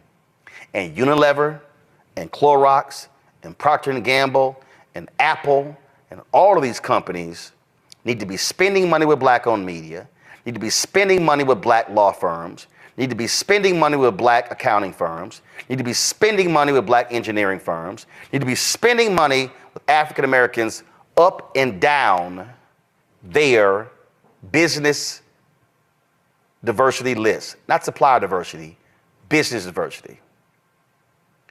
What we're seeing with the attacks of DEI are from, frankly, scared white people who don't want to confront systemic racism in corporate America. But this is a moment when white leadership, while you have these lawsuits going on, has to have the courage to say, we aren't going anywhere. We're going to do what Al Newharth did.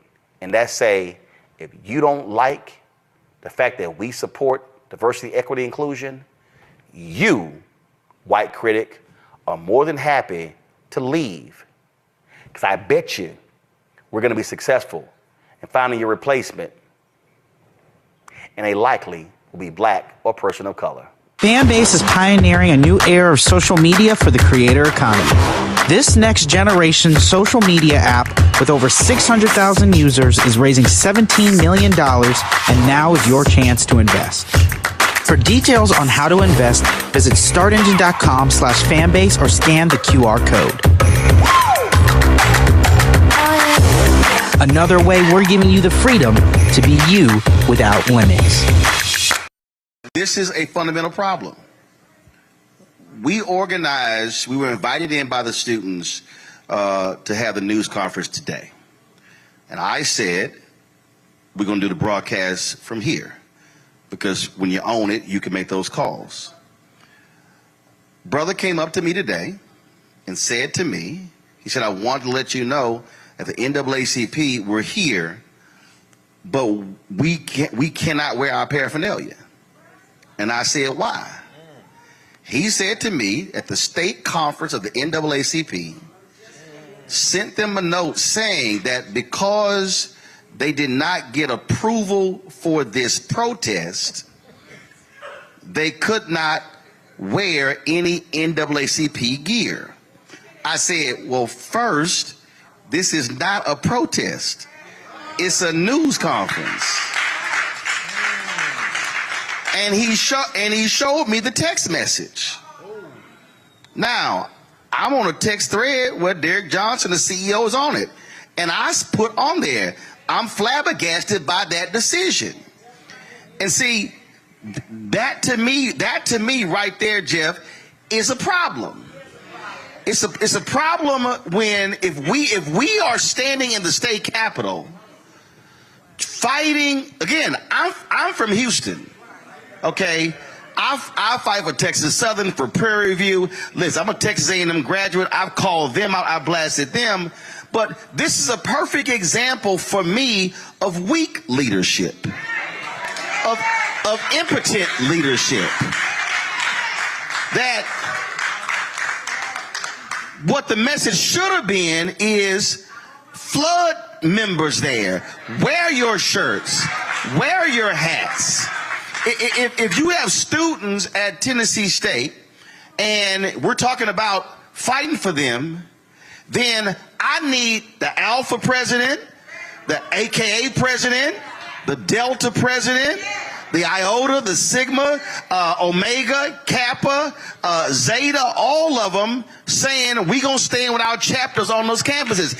I'm not interested in seeing all the photos and the videos of who just crossed line if you ain't saying nothing about the money. Where is the Nashville Urban League? So again, I said on the show all the time, If you represent black people, which black people do you represent? Go ahead. I told y'all I own it, so I don't care. My brother, in like fashion, there's a language that we speak that some people cannot understand. Since I left Tennessee State University at 22 years old, I ran a newspaper called The Third Eye for 11 years. I ran a theater company on Clifton Avenue called the Amun-Ra Theater for 11 years. I have a space called the Infinity Fellowship right now, 10 years in. There's never been a time in my adult life when I did not sign the front of the check. So it's different when you own stuff. Yep. Because then people can't tell you what to do. The issue in Nashville is the issue that is in very many other cities, as my brother elucidated. He's great. The petty bourgeoisie. We have an issue in this city.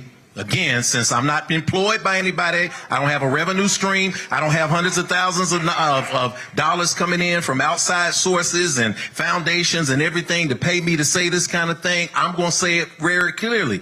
Too many people in this city have been manipulated by small special interests whose job it is to create a city that disenfranchises the poor and black folk in favor of business and growth.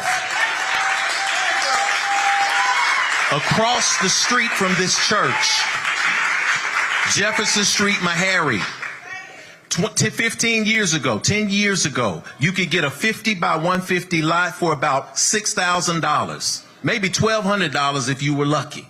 That same 50 by 150 lot is now $350,000.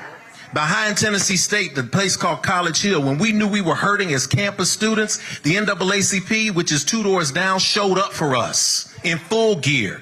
Michael Grant was the president at the time. The Interdenominational Ministerial Fellowship, which at the time was the most powerful organization of ministers in town, Reverend Kelly Miller Smith, Jr., Reverend Wallace Charles Smith, all of these people came out and said, don't touch these kids. And they stood behind us. They didn't lead us. And that becomes a difference. They did not lead us. They said, what do you want us to do? Right. Which is the way it should be. It's called we're here to help. We're here to have your back. And we have your back. Because when you move into a space of elderhood, you're there for the young people. When they make a move, you follow them. In the absence of that, if the students are not in a space where they speak up, we have to be careful in this city because there are people who will take the opportunity to grab this camera lens and this light to promote their own agenda, and much of the time it is tied to those special interests who are making the donations to the campaigns. I have seen people on council go from, we will not stand to the developer, to looking in their account and seeing $200,000 from the people they said they would stand about, and everybody got quiet as our neighborhoods disappeared. How does this tie to leadership at Tennessee State and how we move forward?